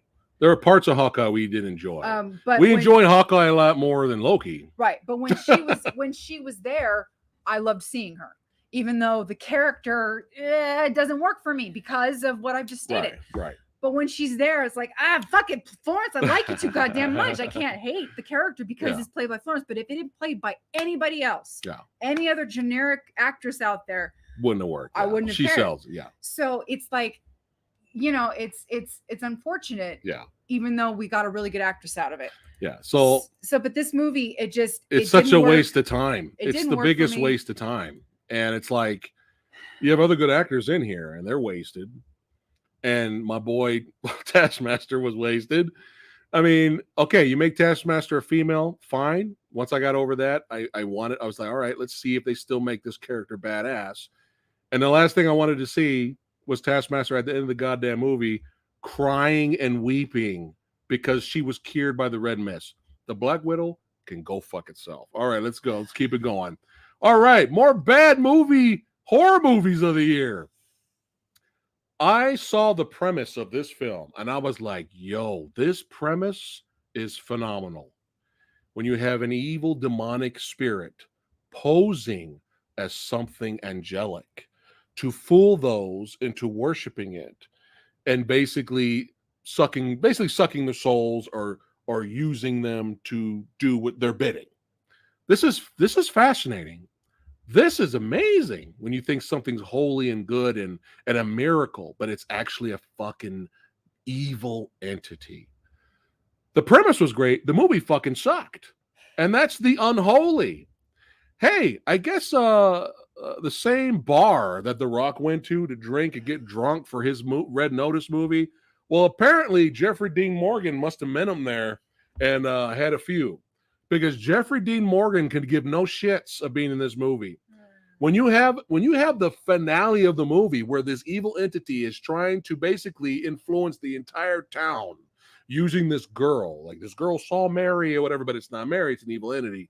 And you have Jeffrey Dean. Now's the time in the movie where Jeffrey Dean Morgan and his sidekick, fucking Negan and shit, show up at the end and they're like, "Don't listen to her, it's a lie." Fighting through the I mean, let's do it. No, guess what he does? He shows up, he's like, "Hey, how's it going, everybody? Hey, don't believe her.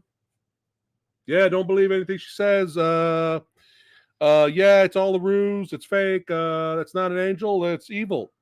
I'm not overacting here or overreacting, whatever the fuck. That is literally how he sounds in the movie. He gave no shits. So if the lead actor gives no shits in your fucking movie, why should I? Right? And some of the CGI was not the greatest. Some of it was okay. Some of it was bad. And it was just like, nobody cared in this movie when you had an awesome, amazing premise and The Unholy. I'm fascinated with stuff like that. And it was just, nobody gave a shit. It was just, I couldn't believe it. I couldn't believe how bad Jeffrey's acting was in it. This is fucking Jeffrey Dean Morgan. He's fucking Negan. He's the man. And he's just, no, what is he, Willy Wonka? From, what does he say? Don't stop, come back. No, don't stop, come back. I mean, it was like, I couldn't believe. Like, they just took away all tension. So The Unholy is one of the worst horror movies I've seen this year, man. Like, it's fucking atrocious. Seriously. Let's see here. We got he says, now my name is Reggie. I've got a license to kill. Think you know what time it is? It's time to get ill. Joel. Reggie and Joel are going back. You guys are hilarious. All right. Anyway. All right. Everybody's rapping. Yeah, so fuck The Unholy. All right. More bad horror movies. Let's keep it going. You guys ready? Now, you heard us say, well, we were if Malignant kept its B-movie theme and tone, we would have liked it, right? Here's a good example of how, okay, this is the fucking craziest batshit premise ever. We're in. Let's accept it and see if it's funny. Hey, you guys ever heard of the movie Slacks about possessed killer genes? Well, guess what? This exists, and we watched it, and we were like, all right, fuck it, movie. Let's see. Let's your killer genes movie called Slacks. Let's see if it'll entertain us. Right? Let's go all in. And we were actually having fun with this ridiculous possessed gene nonsense. Because it was nonsense. And it was stupid. And then out of nowhere, this movie pulled a Malignant and threw in serious issues. And then the movie started preaching you, rubbing it down your face of how horrible child labor is. Are you fucking kidding me? What happened? Yes, child labor is horrible. Yes. But what happened to your stupid, over-the-top, Bollywood dancing Slacks killer gene movie? So and then it turns into you're preaching shit. Get the fuck out of here. What literally causes the Slacks to become possessed is that child labor. Yes. a little. It's terrible thing. She bleeds. Either she dies or she bleeds into the cotton fabric of the slacks. Right. She dies making the jeans. Right. And that possesses the jeans. Right. And that's the message of the movie. Right. Now, if you want to make a movie about the horrors, yeah, it's tone. It's tone. It's a tonal problem. You can't. Those two things. They don't work. It's called tonal dissonance. They don't work. You can't have killer Bollywood dancing slacks murdering people in a hilarious fashion that we were enjoying, which is caused by child labor. Yes. Child slave labor, which is a real thing yes. that exists. What are you doing? In our world. Yeah. No. I don't care what your intention is to raise awareness, because one is hilarious. One is fucking not. Yeah. The two, they don't work. It's oil and water. Yeah. You try to mix, guess what? It doesn't work. Yeah. It doesn't work. So it's like, what are you trying to do? We were enjoying the movie. We were like, "Oh, this is hilarious," and then we were like, "Wait a minute, man! Like, you can't bring in something that horrible and serious, and yet you still got Bollywood dancing slacks throughout your movie." It's like, no, you failed. Stop preaching to me your fucking Killer Jeans movie. Don't preach to me possessed Killer Jeans movie. Go fuck yourself. All right, next. You got to pick a topic. Pick a topic or tone. All right, here we go. Another big disappointment. Oh, okay, let's just preface this by saying this was not. It's hard to like stamp this with worst of, because everything's so well made. Yeah. Because this isn't a bad movie. It's a beautiful looking movie. It's not bad. Okay. But when you have Nicolas Cage, it's a waste, saying this is the craziest movie I have ever done in my career. Yeah. And then you have the trailers, which are just like, oh my God, the trailer for this movie was just fucking insane. And I guess our expectations were one thing, and then you go and you see it and I was left baffled. Yeah. I had no idea what was happening. I wanted to watch it a second time to try to kind of get it. That's why we didn't review it. We didn't get a chance to watch it again. And honestly, it was so exhausting. I didn't want to watch it again. We were going to have to watch it with subtitles because the audio, the way they mixed the dialogue, it was very bad. You couldn't understand the broken English that was in the majority of the film. Right. So the dialogue for our ears was terrible. It was. So it was difficult to understand. You had to turn subtitles on. Yeah. Well, we didn't end up turning. We didn't? I thought we did later. I think maybe later. Later we did. Yeah. But that was half the movie where we didn't understand what was going on. And so we were like, well, we're going to have to watch this again. We couldn't do it. We were exhausted. And we came in for crazy. Yeah. We came in for crazy. We wanted batshit Nicolas Cage. Yeah. Our boy Tech Sakaguchi was up in here. Yeah. We wanted action. We got Bill Moseley. We were they attach bombs to his testicles and other parts of his body if he fails from rescuing Bill Moseley's daughter or his fling or whatever the fuck. So this is not a bad movie. Prisoners of the Ghostland. But it is difficult to follow.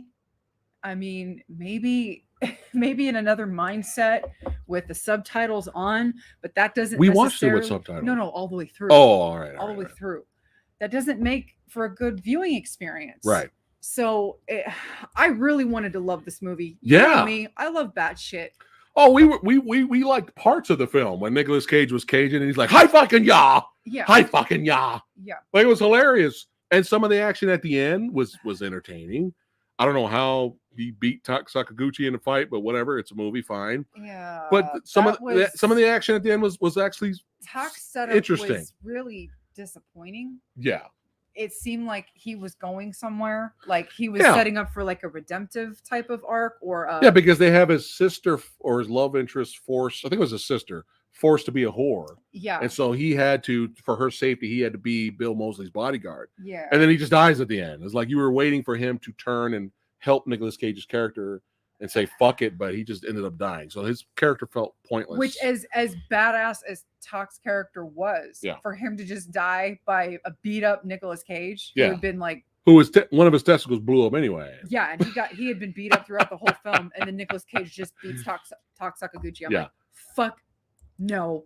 Yeah. Piss off. There's a finale. Absolutely not.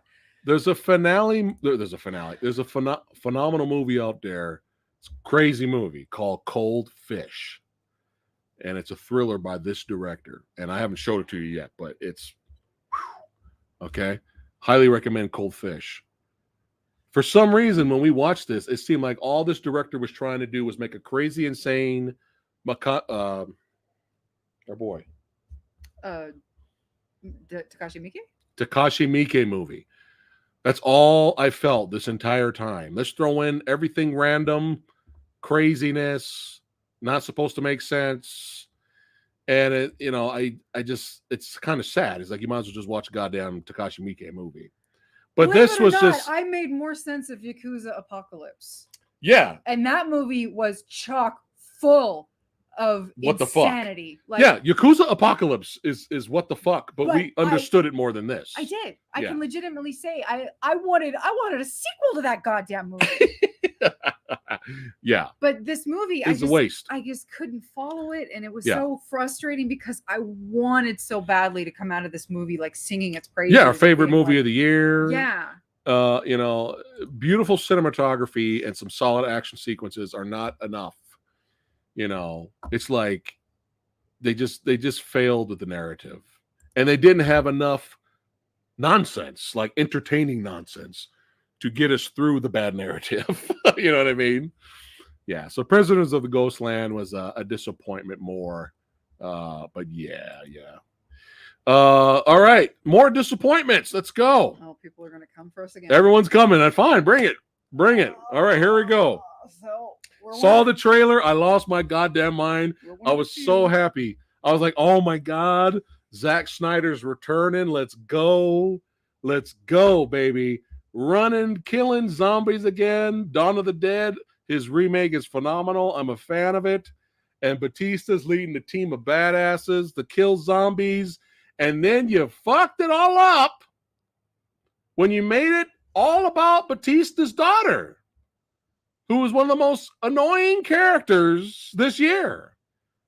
So annoying and dumb. You can only take annoying and dumb so much. And with a lot of horror movies, you get annoying and dumb, and they usually end up dying. But the movie doesn't focus on the annoying, dumb character the entire fucking movie. And the opening credits we were already saying this is the greatest thing ever. The opening credits, we were already giving this movie 5 stars. We were like, this is amazing, because how entertaining the opening credits were. And then all of the action was at the end of the movie. And we were like, dude, so nothing's happening in the middle of this movie? Like nothing impressive or an amazing action set piece happened at all until the very end. And my main problem with this movie was, obviously, it's the daughter. I don't know if you guys have seen memes out there where they show side by side the zombie king and queen, and then the daughter, and they go, the daughter, the real villain of the film. You took out all the suspense when you made the zombies too smart, because they're supposed to sneak into the city that's taken over by zombies to get the money out of there. That was their deal. But the zombies gave them free passage. You literally took any suspense out of the movie. Just for you to create bullshit. You had to literally create suspense once you got into the building with that one stupid scene where you killed bootleg, you killed Diet Vasquez from Aliens. Yeah. You killed pointless characters that, people are like raving about the characters in this movie. And I'm like, who? Yeah. Who? I mean, some people got a lot out of this movie. There's a lot of fans of this film. I was clearly not but one of them. I couldn't, the daughter was again the needle in the ribs for me. Yeah. I couldn't sit there and enjoy the movie because she was just nonstop the whole fucking movie. It's all about her and her making goddamn dumb decisions, getting her team killed, and we're supposed to like this film. And again, you took out all suspense. I couldn't wait for them to sneak in there and fight their way through. This is going to be amazing action fest. like the trailer made it look out to be. And everything was at the end of the fucking movie. And then you try to... And you took away all suspense. They got free passage. And then you try It was so dumb. Then you try to be all George Romero because now you have smart zombies. But not only that, our zombies breed now. And we have king and queen zombies. And the queen zombie's knocked up. But we killed the baby zombie. And the king zombie's not happy about that. So, let's break the truce. But... Yeah, that's what the fuck are you doing? It's supposed to be fucking simple. Yeah. You go in, you get the shit. Yes. You get killed by zombies. That's it. You have a few lone survivors. That's it. And then you get out. But no, you took all this bull forced shit. You turned it into a 2-hour fucking 45-minute garbage fest. Yeah. And waste my fucking life out of it. I didn't deserve this movie. You didn't deserve it. Like, seriously. Like, what the fuck? Stop giving us, Raider Nation. Pazuzu. Pazuzu. Zombies need to clap cheeks. Pazuzu, you almost got the Redford for that. You were close. Don't you dare. You're close. No, he was close. But yeah, you fucked up. Don't let us focus on Batista being a badass, laying waste to zombies. No, we're going to focus on his annoying daughter and making bad decisions and getting the team killed. And she's the one that survives with the goddamn money. And then the black actor character got away with money to set up a fucking sequel. And the people that she went in to save ended up dying. They ended up dying anyway. They ended up dying anyway. Her whole subplot was pointless. But hey, it's okay because now she's got money to go to college. Fuck yourself, Army of the Dead. I can't, and I didn't even bother watching Army of Thieves, whatever the fucking spin-off movie came out later this year. Fuck that movie too. It's probably better, but I don't give a shit. All right. More annoyances. Let's keep it going. No, I can't. No, we're almost there, guys. We're almost there. I can't talk about this. Okay, but you made a point with Hell Hath No Fury. So you got to come back to it, and then I'll take over. We're almost there, guys. Okay, so Hell Hath No Fury. All right, so right? You guys did it right. Cast your minds back to a year ago. This movie did it right. To a year ago. Yeah. When we saw the trailer to this film, and we were actually excited. Oh, I was excited. And we were so happy. We were like, we got one of our faves. Yeah. And who needs to fire her agent? Yeah. Where does she ever? In a World War II. Yeah. Weird looking. We got a gremlin on a B-17. Some kind of creature. Yeah. What the fuck? What do we got going on? Chloe Dawn in the British accent. Okay. Yeah, let's go. Looks like she's gonna fight a gremlin in a B-7. Okay, maybe supernatural horror adventure. Yeah. What? Looks like we might have some fun action scenes too. And then we got the biggest fucking bait and switch. Oh, huge. And huge. The reaction, a lot of people agreed with us, but some people were like, no, this showed what a mother was willing to do. It's like, okay, first of all, that fucking baby would have been dead. That baby would have been dead, yeah. It's called baby whiplash.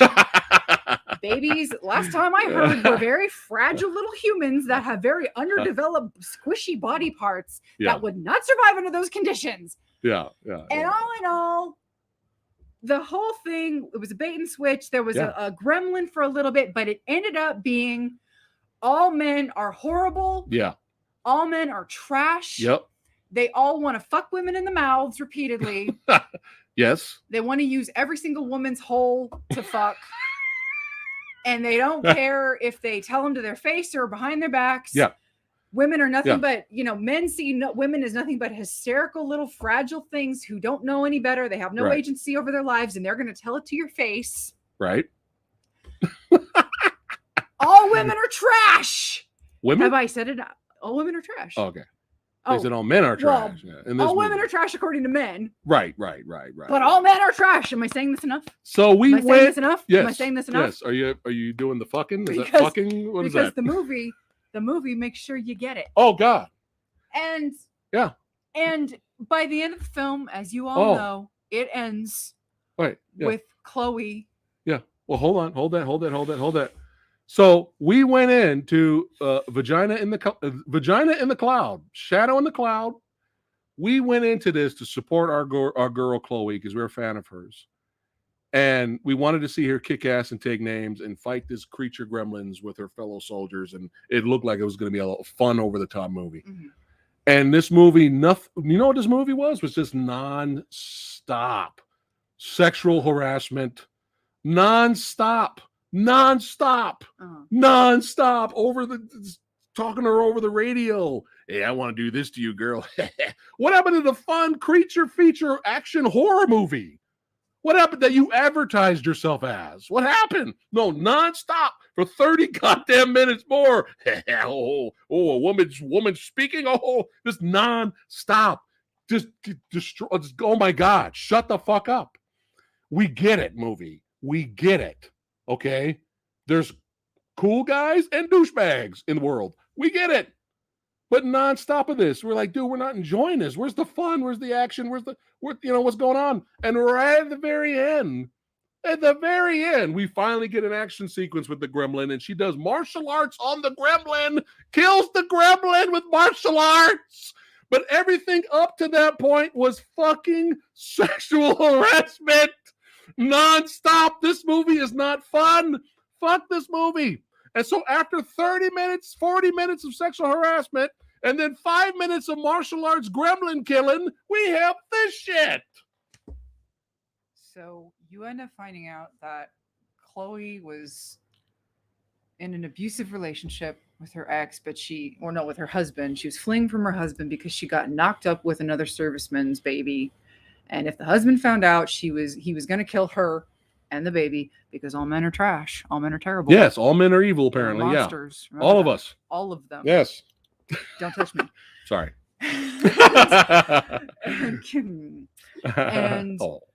And so she smuggles her baby on board a B-17, which we were under the impression that she knew about the gremlin monster that was on board, and that she had this weapon to fight whatever was That's what we thought it was, yeah. Because that would have been a better film. Yeah. And so all of this is said and done. This all is done. So there's only just a few handful of survivors left. Yeah. And her baby daddy is one of them. Right. So she saves the baby. That should have been dead a million times over. Yes. Saves the baby. Baby's hungry. Baby hadn't eaten in hours. Yeah. Baby got gassed to fall asleep. Ladies, tell me, is it safe to gas your babies to get them to fall asleep? I know you might have wanted to at some point, but is that safe? So the baby's hungry. Yeah.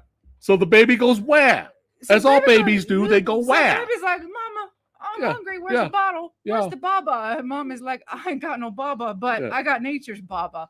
So she climbs up this little hill with the two men looking up at her in awe as she whips out her titty and feeds the baby in this pose that can only be described as, yes, I am woman. Yes, I am the bringer of life, and therefore angelic and perfect and flawless. Men, look upon me.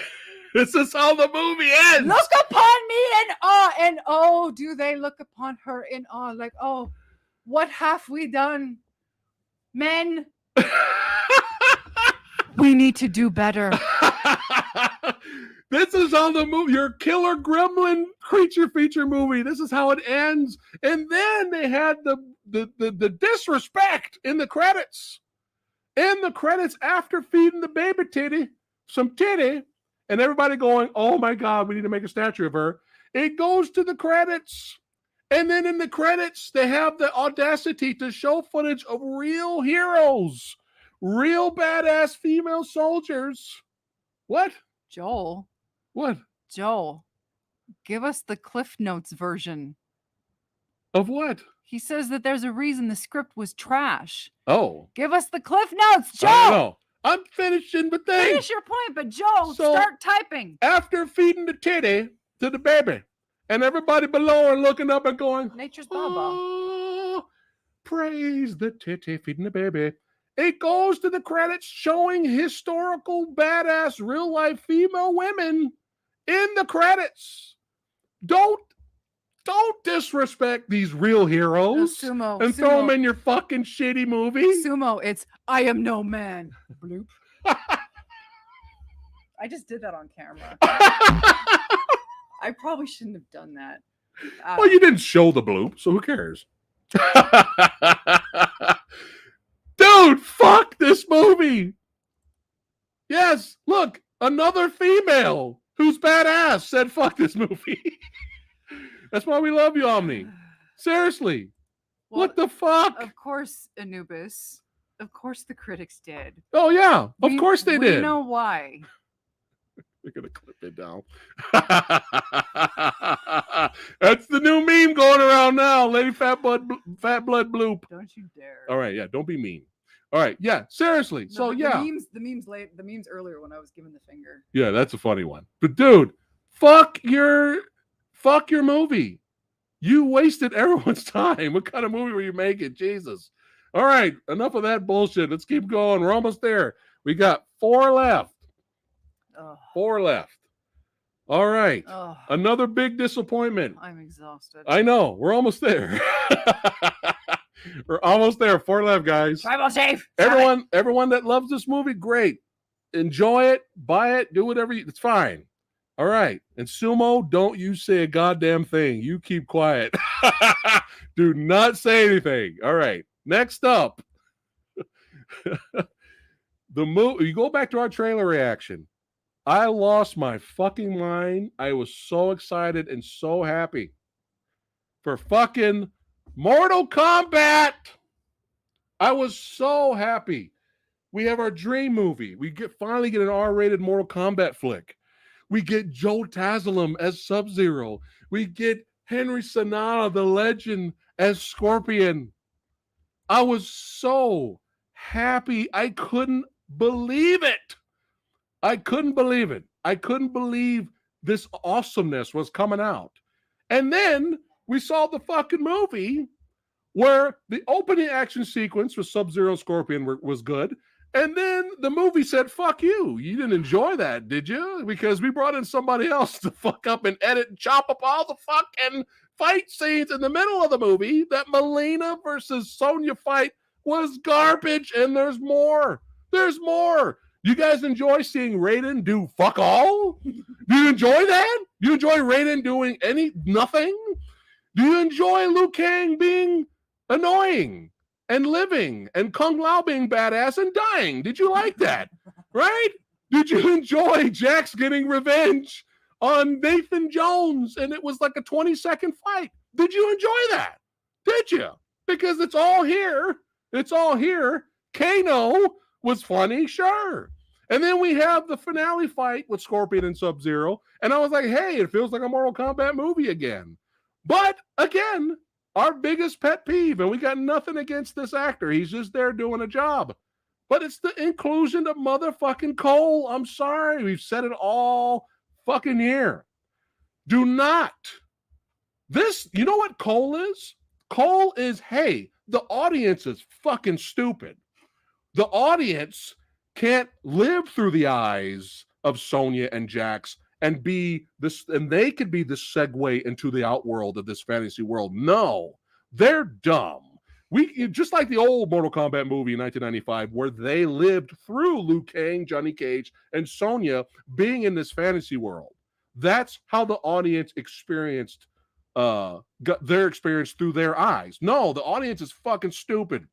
We got to bring in generic fighter number 5, who's not even a good fighter in MMA, who gets his ass kicked. He's not even a champion fighter in MMA. Oh, but wait, the audience is even dumber. So we need the Hawkeye syndrome. Let's bring in family because the audience is dumb. Let's have them have a family. Yes. You can't care about a main character unless he's got a family. Right? Right. You got to give him a family. Otherwise, the audience is not going to care. Yes. Let's do that. And let's literally give him plot armor when it's convenient for him to have plot armor. Basket weaving, a creative choice. Armor that they gave him. What was his power? His power was lame. Everything was lame. I was sitting over here We were going insane with the beginning of the movie. We're like, oh my God, this is amazing. Sub-Zero versus Scorpion. Oh my God, this is so cool. And then later, we're like, oh, Cole's hanging out in the backyard on the fucking farm having a barbecue. Here comes Goro. What y'all eating over there? Y'all got any? What y'all got? Some riblets? What y'all eating over there? Goro comes in, and then Cole goes, "Oh shit, my family's here. I gotta stop, take a break from the barbecue, and let me go fight Goro. This is our barbecue, Goro. Fuck you, right?" So he fights Goro, gets his ass kicked, and then his daughter goes, "Give him the uppercut, Dad!" And he gives the uppercut to Goro and kills him. Fuck this movie. Seriously. Fuck this movie up the ass. Who is defending this? Who is defending this shit? And even Raiden was like, fuck you, Cole. I don't care. You failed. Get the fuck out of here. And Raiden kicks him out. But no, he was redeemed by the barbecue defense. The barbecue defense. Goro, one of the most iconic characters in the Mortal Kombat lore, gets killed in somebody's backyard. Somebody thought this was a good idea. People are calling for the sucker's gift. Oh, yeah, suckers, all right. Seriously. All right, you can, but still, do I have it here still? Oh, I gotta put it. I don't have it here anymore. Oh no, I gotta put it back. I'm sorry, guys. I thought I still had it in here. Oh, wait, I got it. Here you go. Yeah, seriously. It's called, hey, do you want to watch Scorpion versus Sub-Zero for an entire movie? Suckers! I hate to say this. I got more entertainment out of Mortal Kombat Annihilation because it's so bad.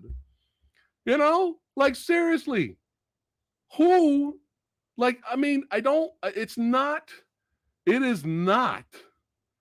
the actor's fault. They're there to do their job. It's not the martial artist's fault. It's not the stuntman's fault. They're there to do their job. Some of the casting I actually kind of liked. But you totally forgot what the point of Mortal Kombat was. And I don't care if it was a prequel to the tournament. I mean, they're the good guys making their decision because of plot armor, basket weaving Cole said, hey, let's go after them. And then they go after them. That should have been the most satisfying goddamn thing ever. You bring in fucking to fight Liu Kang. What's his name? Sword Hooks. Baraka? No. Sword Hooks. Sword Hook. Help me out, guys. Sword Hook guy. Mortal Kombat. Help me out. He sounded like Bill Burr in the fucking movie. Help me out. Oh yeah. Cabal. You bring in Cabal, who looks like he's going to be a badass, and his fight with Liu Kang was, what was that, 2 minutes? That second half should have been so satisfying to make up for the bullshit earlier. That Jax versus Nathan Jones fight should have been a straight street fight brawl. No, it's 20 seconds. I think it's literally 20 seconds. Melina versus Sonya Blade, terrible. Hey, not only did Goro get fucked up in somebody's barbecue backyard, how did you guys enjoy the fight with Sonya versus Kano in the fucking trailer park? Did you enjoy that? Trailer park, right? The ultimate stage in Mortal Kombat. Everybody remembers that. That's everyone's favorite stage, the fucking trailer park. Fuck this movie. Seriously, man. I hope to God that they improve. Well, of course, Mortal Kombat 30 enjoyed it because that's his name. But as long as you enjoyed it, man, that's all that matters. But there's no defense for Kano jobbing in the trailer park, Goro jobbing in the barbecue backyard. No one cares about these characters. They're fucking annoying. They didn't trust the audience. They thought the audience was dumb and you had to live through fucking Cole, a generic character with Hawkeye syndrome. All of this that I'm ranting about is the fucking movie, guys. It's the goddamn movie. Only the beginning and only the end was the only parts of this movie I liked. Besides Kano making me chuckle here and there. Fuck this movie. Seriously, especially when it's going around bragging, oh, we got the best fight scenes of all time. Fuck you for whoever said that. Seriously. Seriously. All right? And I pray to God they improve with the sequel. I want to come out of that sequel going, oh man, woo! All the criticisms they took to heart and fix shit. Stop fucking up the fight scenes. I swear to God, I feel like the director went to lunch and second unit went in and didn't know what the fuck to do to edit the fight scenes and fucked it all up in the middle of the movie. And then he came back at the end. All right, I'm back to finish and edit fucking end finale fight. And the Sub-Zero versus Scorpion fight at the end was so good, and it was tainted by fucking Cole showing up, being there. So I couldn't even enjoy that fight fully. Seriously. So enough Mortal Kombat ranting. Okay? And if you're curious, if you want to know what the original actors that played the Mortal Kombat character from the games thought, rewind last year and you'll find that video here on the channel. If you want to know what they thought about the movie, it's hilarious. All right. So yeah, no more of this shit. All right, here we go. We're almost done, guys. We're almost done. We're almost there. All right. It's your turn. I can take a breath. Well, I am happy. Thunder Force. I'm happy to say that I barely remember this movie. And it's your fault. I even remember watching it. Right. I completely forgot that last year I had one of my fits where I wasn't feeling well. Yeah. And what do I do when I'm not feeling well, or I'm like in one of my really super depressed modes and I just want to just veg out and say, fuck the world, fuck my life. I torture myself with bad movies. Now, I don't think I've seen a Melissa McCarthy film all the way through. Okay. My mother. I thought you saw Tammy. My mom. Against your will. My mom sat down. She came over a while back. Yeah. She started watching Tammy. Yeah. I was 10 minutes in and I said, I'm going in the corner and I'm going to paint. Okay. So technically, Tammy was on in the background. Okay. While I was painting. Uh-huh. And I have half-assed seen Tammy.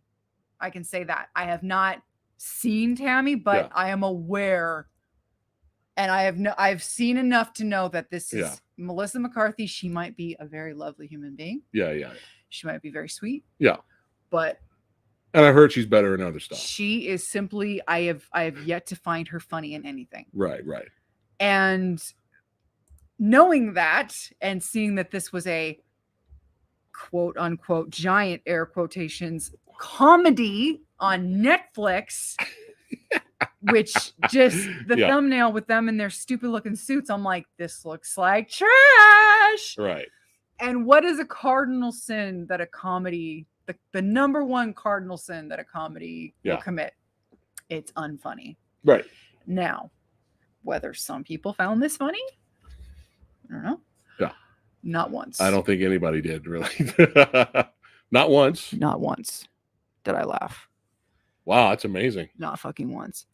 This movie, all I remember was sitting in the first 10 minutes of this movie, and there was 5 different musical shifts trying to suggest, hey, audience, we're fun. Hey, you know these music, these songs, right? Hey, right. Trying to suggest a passage of time, right, for the characters, because the characters start off when they're kids, they're young, they're a little bit older, bit older, and then they're adults. Right. And I, again, thank God I remember very little of this film.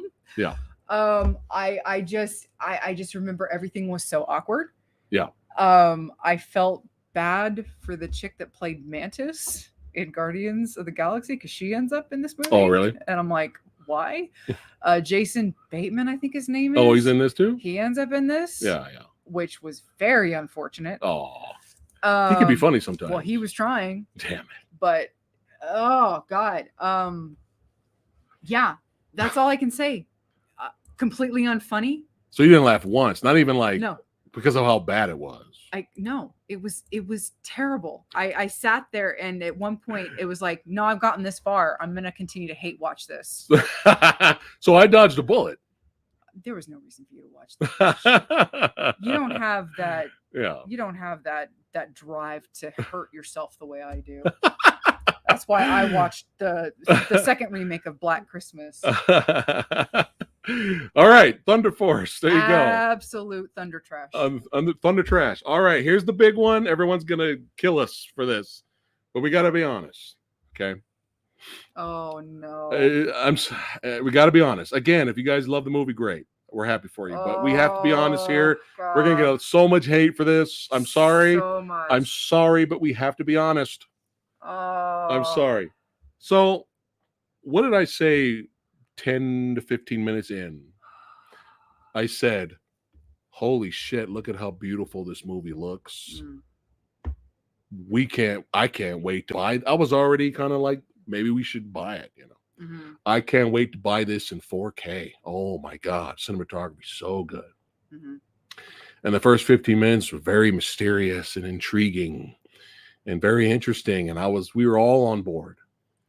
And we saw the trailer for this way back, and it looked fascinating. And we actually really wanted to see it in theater. We were like, man, look at the way this looks.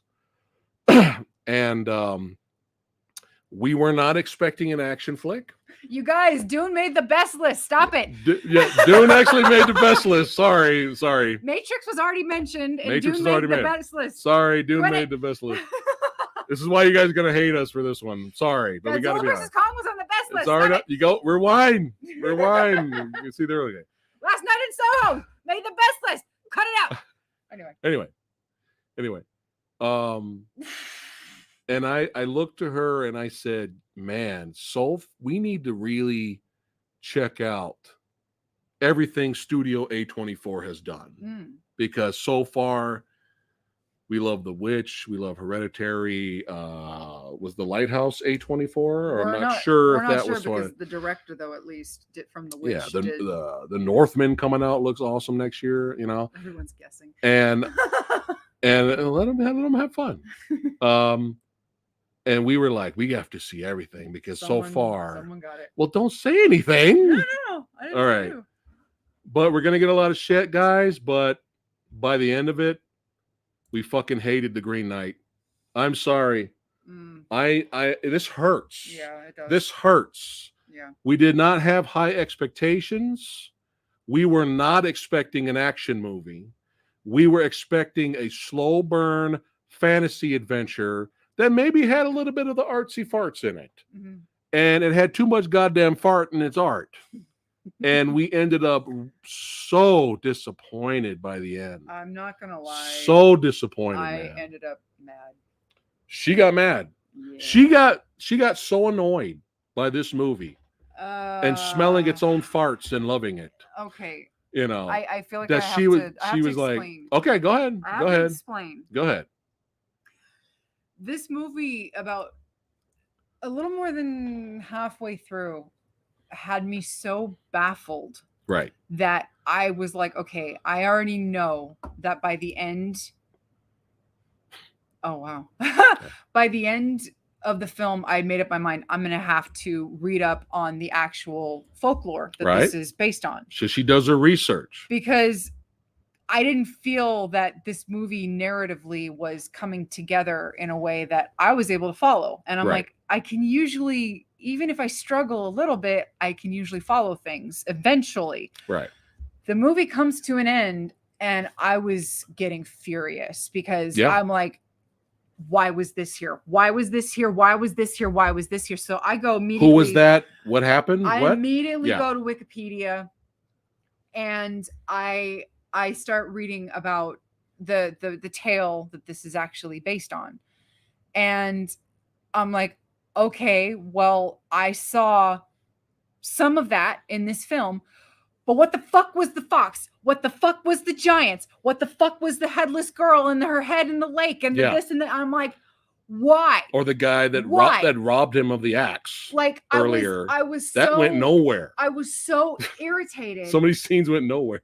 I was so fucking irritated. Yeah. And it was like, you know, I shouldn't have to be a scholar Right. in mid-century English folklore Yeah. to understand your film. Right. I can understand putting Easter eggs and references to Right. things in your film if you love folklore. Right. I can understand that. Mhm. Okay. Like Mandy, sorry, Joel. Mandy is a film scattered Yeah. with references that I don't completely understand. Right. But I was able to fucking follow the movie and Yeah. understand the majority of the film. Like I've seen a video that broke down all of the references of Mandy, and I'm like, wow, I don't read a lot anymore. Like I used to read, but I don't read books anymore. Like I don't read books anymore. Like sci-fi and right. fantasy. I don't do that anymore. My brain doesn't work. And so I wouldn't know about all of the layers of references that were put into Mandy. And so listening to someone break everything down that I wasn't able to grasp, that was fascinating. But you could still follow the story. Yeah. I could still follow the film. It was a revenge movie. Yeah. So watching The Green Knight and then reading the tale that it was based on, I was like, I was so fucking pissed because it's like, I would have to go to like 6 different reference points to understand just one fucking simple, what should have been a simple folklore tale. Here's your tale. Here's the tale of a guy who wanted to be a knight and wanted to go out on an adventure, blah, blah, blah, blah, blah. But this had to be a deconstruction. And he thought this is what it was going to take to be a man, but no, it backfired on him. And no, he wants to go do this, but he's really a coward and blah, blah, blah. But on the way, a fox starts following him around and he meets some giants that howl with the fox, but you never see them again. And they look weird. And it's like Attack on Titan. Joel Edgerton made out with him and then let him go. Which was kind of part. Wait, here's the thing. Yeah. The Joel Edgerton scene where he leans down and kisses him, that was part of the fucking tale. Yeah. But it doesn't get brought up again because it doesn't reference the fact that the Joel Edgerton character was supposed to be the fucking Green Knight. Yeah. He isn't the Green Knight in the movie. He's not the Green Knight. It's the same thing with the fucking headless woman. At one point, she tells the kid, hey, the Green Knight is somebody you know. Doesn't get referenced in this movie. It's a reference in the tale, but she's not in the original tale because in the tale, it says that, all these things happen, but they're not specified. All these tales and adventures happen to him. Yeah. In the story, but they're not specifically referenced. So you can take that to mean you can make up whatever you want along the way. I guess that's what this movie did. Yeah. And and so you can say that, you could make up whatever you want. Okay, fair enough. But when you have this character reference something that never ends up happening later, why bother? Why bother? Why bother having Joel Edgerton? Why did Alicia Vikander whack him off? Babe, honey, I don't know. And tell him you're no knight. She came on to him. It looked like she wanted to fuck him, and then for some reason she gave him the hand. She gave him the old fashioned.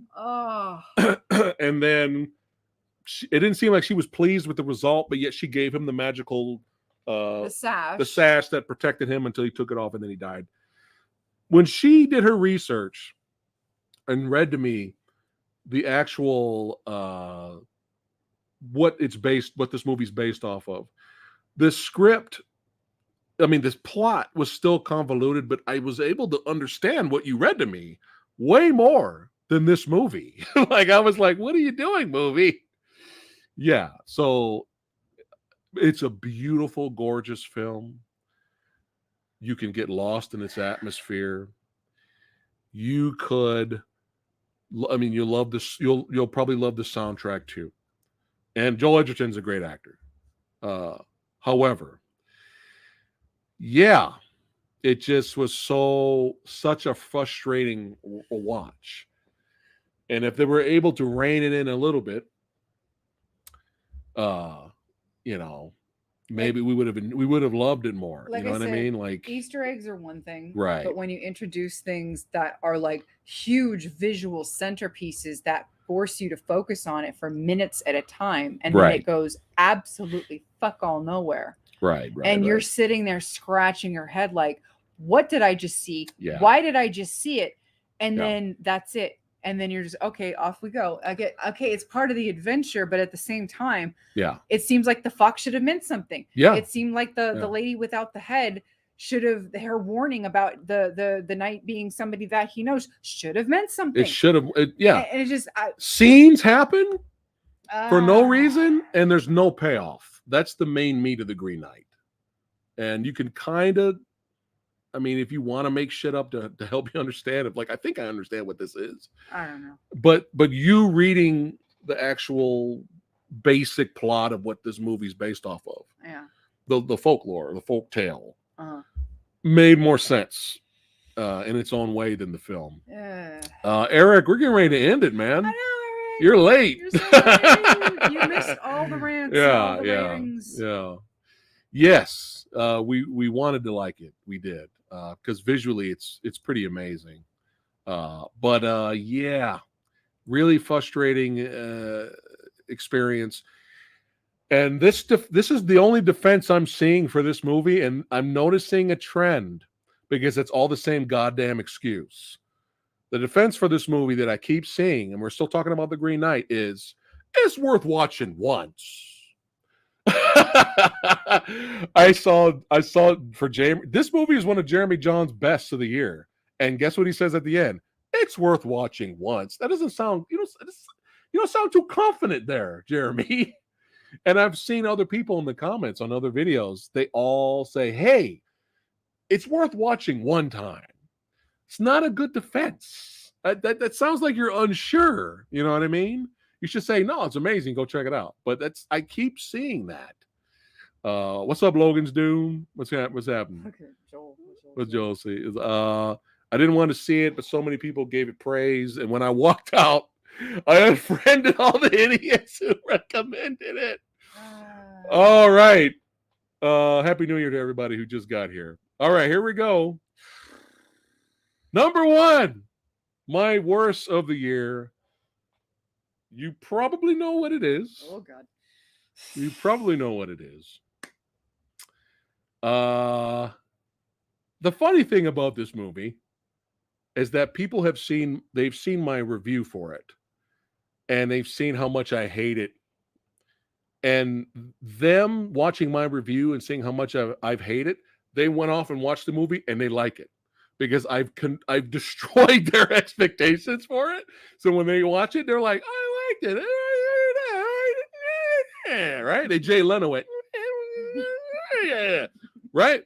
So by all means, don't let what I say detract your enjoyment of the film. You may love it, right? Go out and watch it, have a blast. Go out and buy it in 4K. Okay.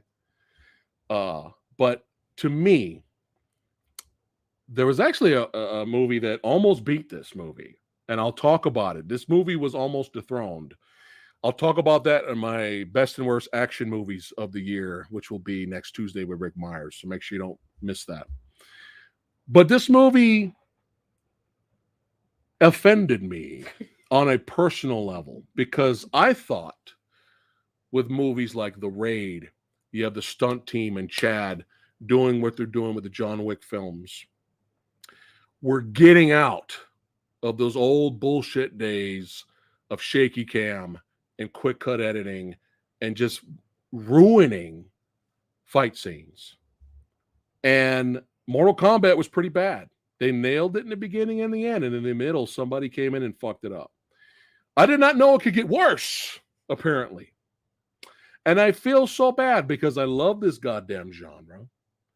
I love the lead actor who played the villain in this because he's amazing. I just finished his two-season show called Warrior on HBO Max, which is phenomenal. Make sure you guys watch it. Motherfucking Snake Eyes is my worst. It's the worst film of the year for me. I'm sorry, Severio. I love you, baby. I love you, baby. Severio loved this movie. And I'm glad. I'm glad that this movie brought someone enjoyment.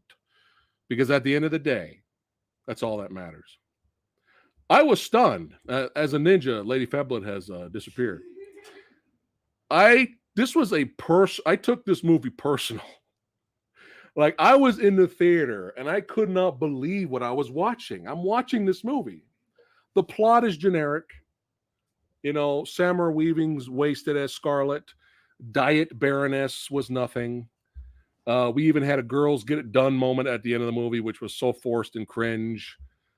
And the worst thing is, plot-wise, the movie fucks up so bad in a way where it makes you hate the fucking hero by the end of the movie. You are literally rooting for the villain by the end of the movie, because what happens to Storm Shadow makes no goddamn sense. You got a guy they're fighting who can literally, he has a MacGuffin that literally can have, he can blow up buildings, and they're being attacked, and his ninja clan is being attacked. So he somehow, sorry spoilers, fuck this movie, he somehow gets the MacGuffin and kills the other villain of the film, taking over their clan to save his family and his ninja clan. But yet he is the bad guy, apparently, because no one from that clan is supposed to touch that MacGuffin. So he is banished from his clan, his ninja clan that fucking kill people. He is banished from the clan. And guess what? Snake Eyes, the hero of the movie, sneaks in and betrays the clan, lies to his best friend, and he gets rewarded by the end of the movie. Who fucking wrote this? And all these posters that you see Snake Eyes in the uniform. Well, guess what? You don't see him in the goddamn uniform to the last shot of the movie before it goes to end credits. Fuck you, Snake Eyes. Seriously. Fuck this movie, man. And that's half of the reason why I hate this movie. The other half, I was just like, what the fuck happened with the fight scenes? There's parts of the fight scenes where you can kind of see what's going on. The majority of it, man, the quick cut editing and the shaky cam was so bad. You will have scenes in this movie where both guys are literally surrounded by hundreds of men. Hundreds. And it's so chopped up so bad, it feels like they fought 10 people and left. That's how bad this is. The ninja motorcycle action sequence, I was actually kind of enjoying that a little bit, but then they ruined that when Storm Shadow and Snake Eyes face each other on top of the train because you couldn't see a fucking goddamn thing. One of the coolest part of the movie from the trailer is you see the other villain versus Storm Shadow on top of a rainy roof with a neon backlight. And it's so gorgeous and badass looking. And I was so excited. I couldn't wait to see. That's my shit right there. Force Vengeance, Chuck Norris, Revenge of the Ninja. Let's fight on the rooftop, right? I was so happy. And as soon as they pull back and they're about to fight, they run at each other. And guess what? You don't see a goddamn thing from that fight. They cut to somebody else. Hey, let's see what fucking Henry Golding is doing over here while we're missing the fucking fight. So you wasted millions of dollars, hundreds of thousands of dollars for that amazing shot, that building, neon sign, special effects. And you wasted all that because you didn't show them fight. Right around that time of the movie, that needle was in the ribs. I was like, what is happening? What is happening? What the fuck are you doing?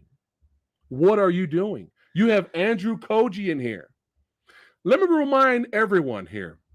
So the same team and the same martial arts. Oh, I think okay. The same martial arts, right? Stunt team and fight choreographer. The same people who did my favorite movie of the year. This movie.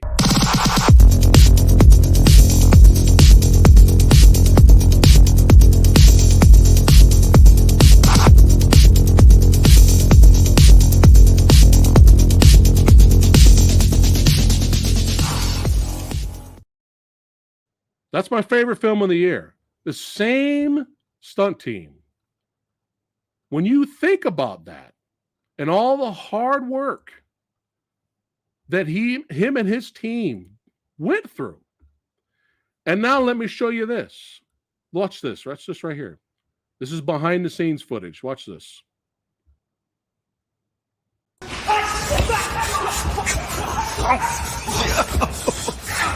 Hey! None of that shit's in this fucking movie. None of it. None of the fight scenes in this movie, you can clearly see more than multiple movements of our stars killing multiple men. When the camera work is better in your fucking previous stuntman just training is better than your multi-million-dollar movie, you have fucked up. And you have fucked up with me as a martial arts movie fan, as a guy who loves ninja flicks. What happened? What happened? I take this movie personally because this is a step backwards. We're going backwards, guys. Come on. And I remember when a lot of mainstream movies over here in America, a lot of the fight scenes were edited this way. We're trying to pull out of that. We're trying to go back to the golden age of Hong Kong cinema, where you could see all the fight scenes. Imagine the classic fight scene throwdown with Jackie Chan versus Benny the Jet Urquidez. Imagine if they got that same goddamn editor to come in and fuck up that fight scene. The Raid, the end fight scene with Mad Dog at the end. Imagine if they got that same editor for Snake Eyes to go in and edit that fight. It would ruin everything. Ruin everything. And so I personally think this movie's on the list as my number one. Now, can you watch it and can you enjoy it? Sure. I'm sure you could. You know, I've seen a lot of people. Did I miss something? There was just I don't see anything. That's as low as it goes. Oh. Yeah. Somebody from Will? Will from the Venom Mob crew. Oh, Will, what's up, man? He says American Ninja with Michael Dudikoff was better. A lot of those fights were filmed better. They were. That's the 80s, man. Who did I miss? Someone from the Venom Mob crew. I missed something. Hold on, guys. I think I missed a super chat. Was it a super chat? No. Who? There was something from somebody. I didn't see anything. Let me see. I've never seen that before. Oh, I think he's just talking. It's not a super chat. No, it's just highlighted. So I don't know. All right. Sorry, guys. We thought we missed the super chat or something like that. But it's just I feel so bad. You can watch that clip I showed of Henry Golding on Jimmy Fallon when he's on the show with Jimmy Fallon. And they show that clip. You could see Henry Golding's face light up.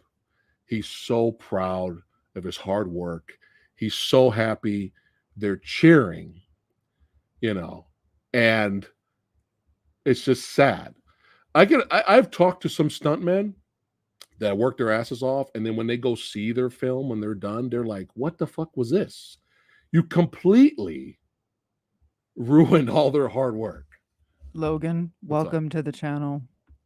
Logan, are you new? He says we're too loud. Are you new, Logan? Are you new to the channel? We're always like this. And it's you can see they're just Richard Norton. Maybe I shouldn't have said his name. Somebody else. I'm gonna change that. Not Richard Norton.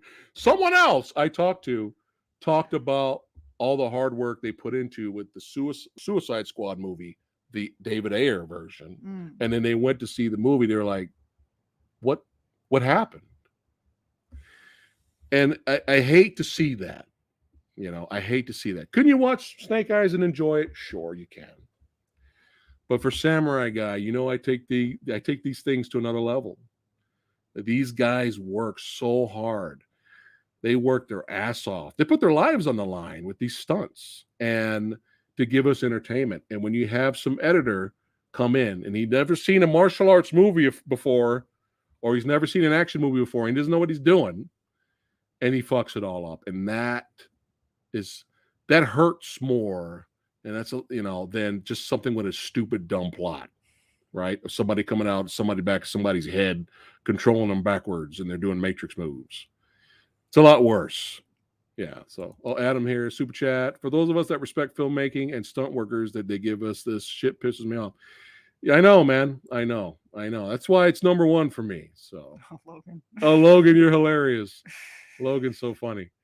Oh my goodness. Yeah. Yeah, that's how we got John Wick stuntman tired of our. That's right. That's right, motorcycle. You're right. Yeah. Let's see here. Oh my God. Oh my goodness! What a holy crap! What a wonderful donation to help the channel out, John. Oh my goodness! I don't know what to say. Thank you so much, my friend. Thank you. He goes, been a while, guys. Great to see you, Lady Fat Blood. Apparently, Kate was a whole lot better than Snake Eyes. Oh. It was. Kate was a lot better. Thank you so much for the generous donation, man, and for supporting the channel. Appreciate that. Yeah. Well, that's the thing, Artisan, is they had a great fight choreographer and stunt team do Snake Eyes. It was just the editors, all post-editing, fucked it all up. So, all right. What are you doing, Radical Reggie? They're still going, man. Oh, we made it, guys. Woo. Well, Chase, I have yet to reach the depths of suicidal tendencies enough to watch Tom and Jerry. Not there yet, bud. And I have never seen I've never seen Space Jam, so I have no reason to watch Space Jam 2. Yeah. I haven't gotten that low yet. Yeah. Yet I watched Thunder Force. Well, you had a reason to watch Thunder Force. And I just can't bring myself to watch Tom and Jerry. I love the classic Tom and Jerry. But anything recent Tom and Jerry, I feel like it's like, no, it's trash. So. We made it. Oh my God. We made it, guys. Thank you so much for hanging out. 3.5 I know. hours. We had a lot of movies to talk about. Thank you so much for hanging out with us, guys. Even if you agree to disagree, it's always awesome having you guys here, making us laugh, as you always do. Joel, and, I hope you made us laugh. Hell of a, he missed the rant, the Snake Eyes rant. Who? Joel? You got to rewind, Joel. You got to go back. But yeah, you guys are awesome. Thank you so much for all the support of last year. Again, Happy New Year to you guys. A lot of cool stuff coming to the channel in the future. Don't forget, next Tuesday, join me and Rick Myers. We're going to be talking about our best and worst picks of last year of just straight action movies, just action. So you might see some things there that you didn't see today. Okay. And 11 a.m. stuntman and action director Michael Hode will also be hanging out with us here on the channel Wednesday morning at 11 a.m. And a lot of cool stuff coming. We'll see if Samurai Guy has enough time to review Cobra Kai and all that good stuff. You guys are awesome.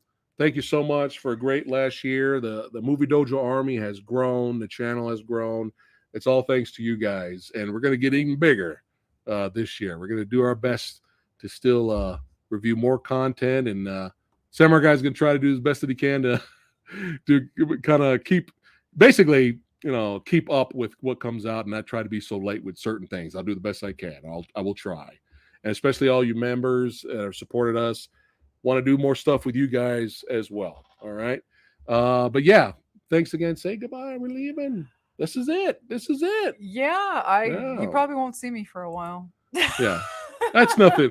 That's nothing new. Lady Fat Blood's the real Snake Eyes. She comes in and, whenever, and we'll see her when you'll see her when you see her. But old Samurai Guy will be here. There you go. We will leave with this. Hell yeah, 2022 is going to be awesome. Fuck 2021. And fuck Snake Eyes. All right, guys. Thank you so much. You guys are awesome. We see you guys in the... Hey, 3 hours and 30 minutes. See you guys in the next one, guys. Keep watching movies. Good ones. Take care. I don't ever slow up. No, I don't take shit. I got no love for the fakeness. If you want to play tough and want to hate this, I'll always show up. I don't ever slow up. No, I don't take shit. I got no love for the fakeness. If you want to play tough and want to hate this, I'll always show up and make a statement. I don't ever slow up. No, I don't take shit. I got no love for the fakeness. If you want to play tough and want to hate this, I'll always show up and make a statement. Everything I do so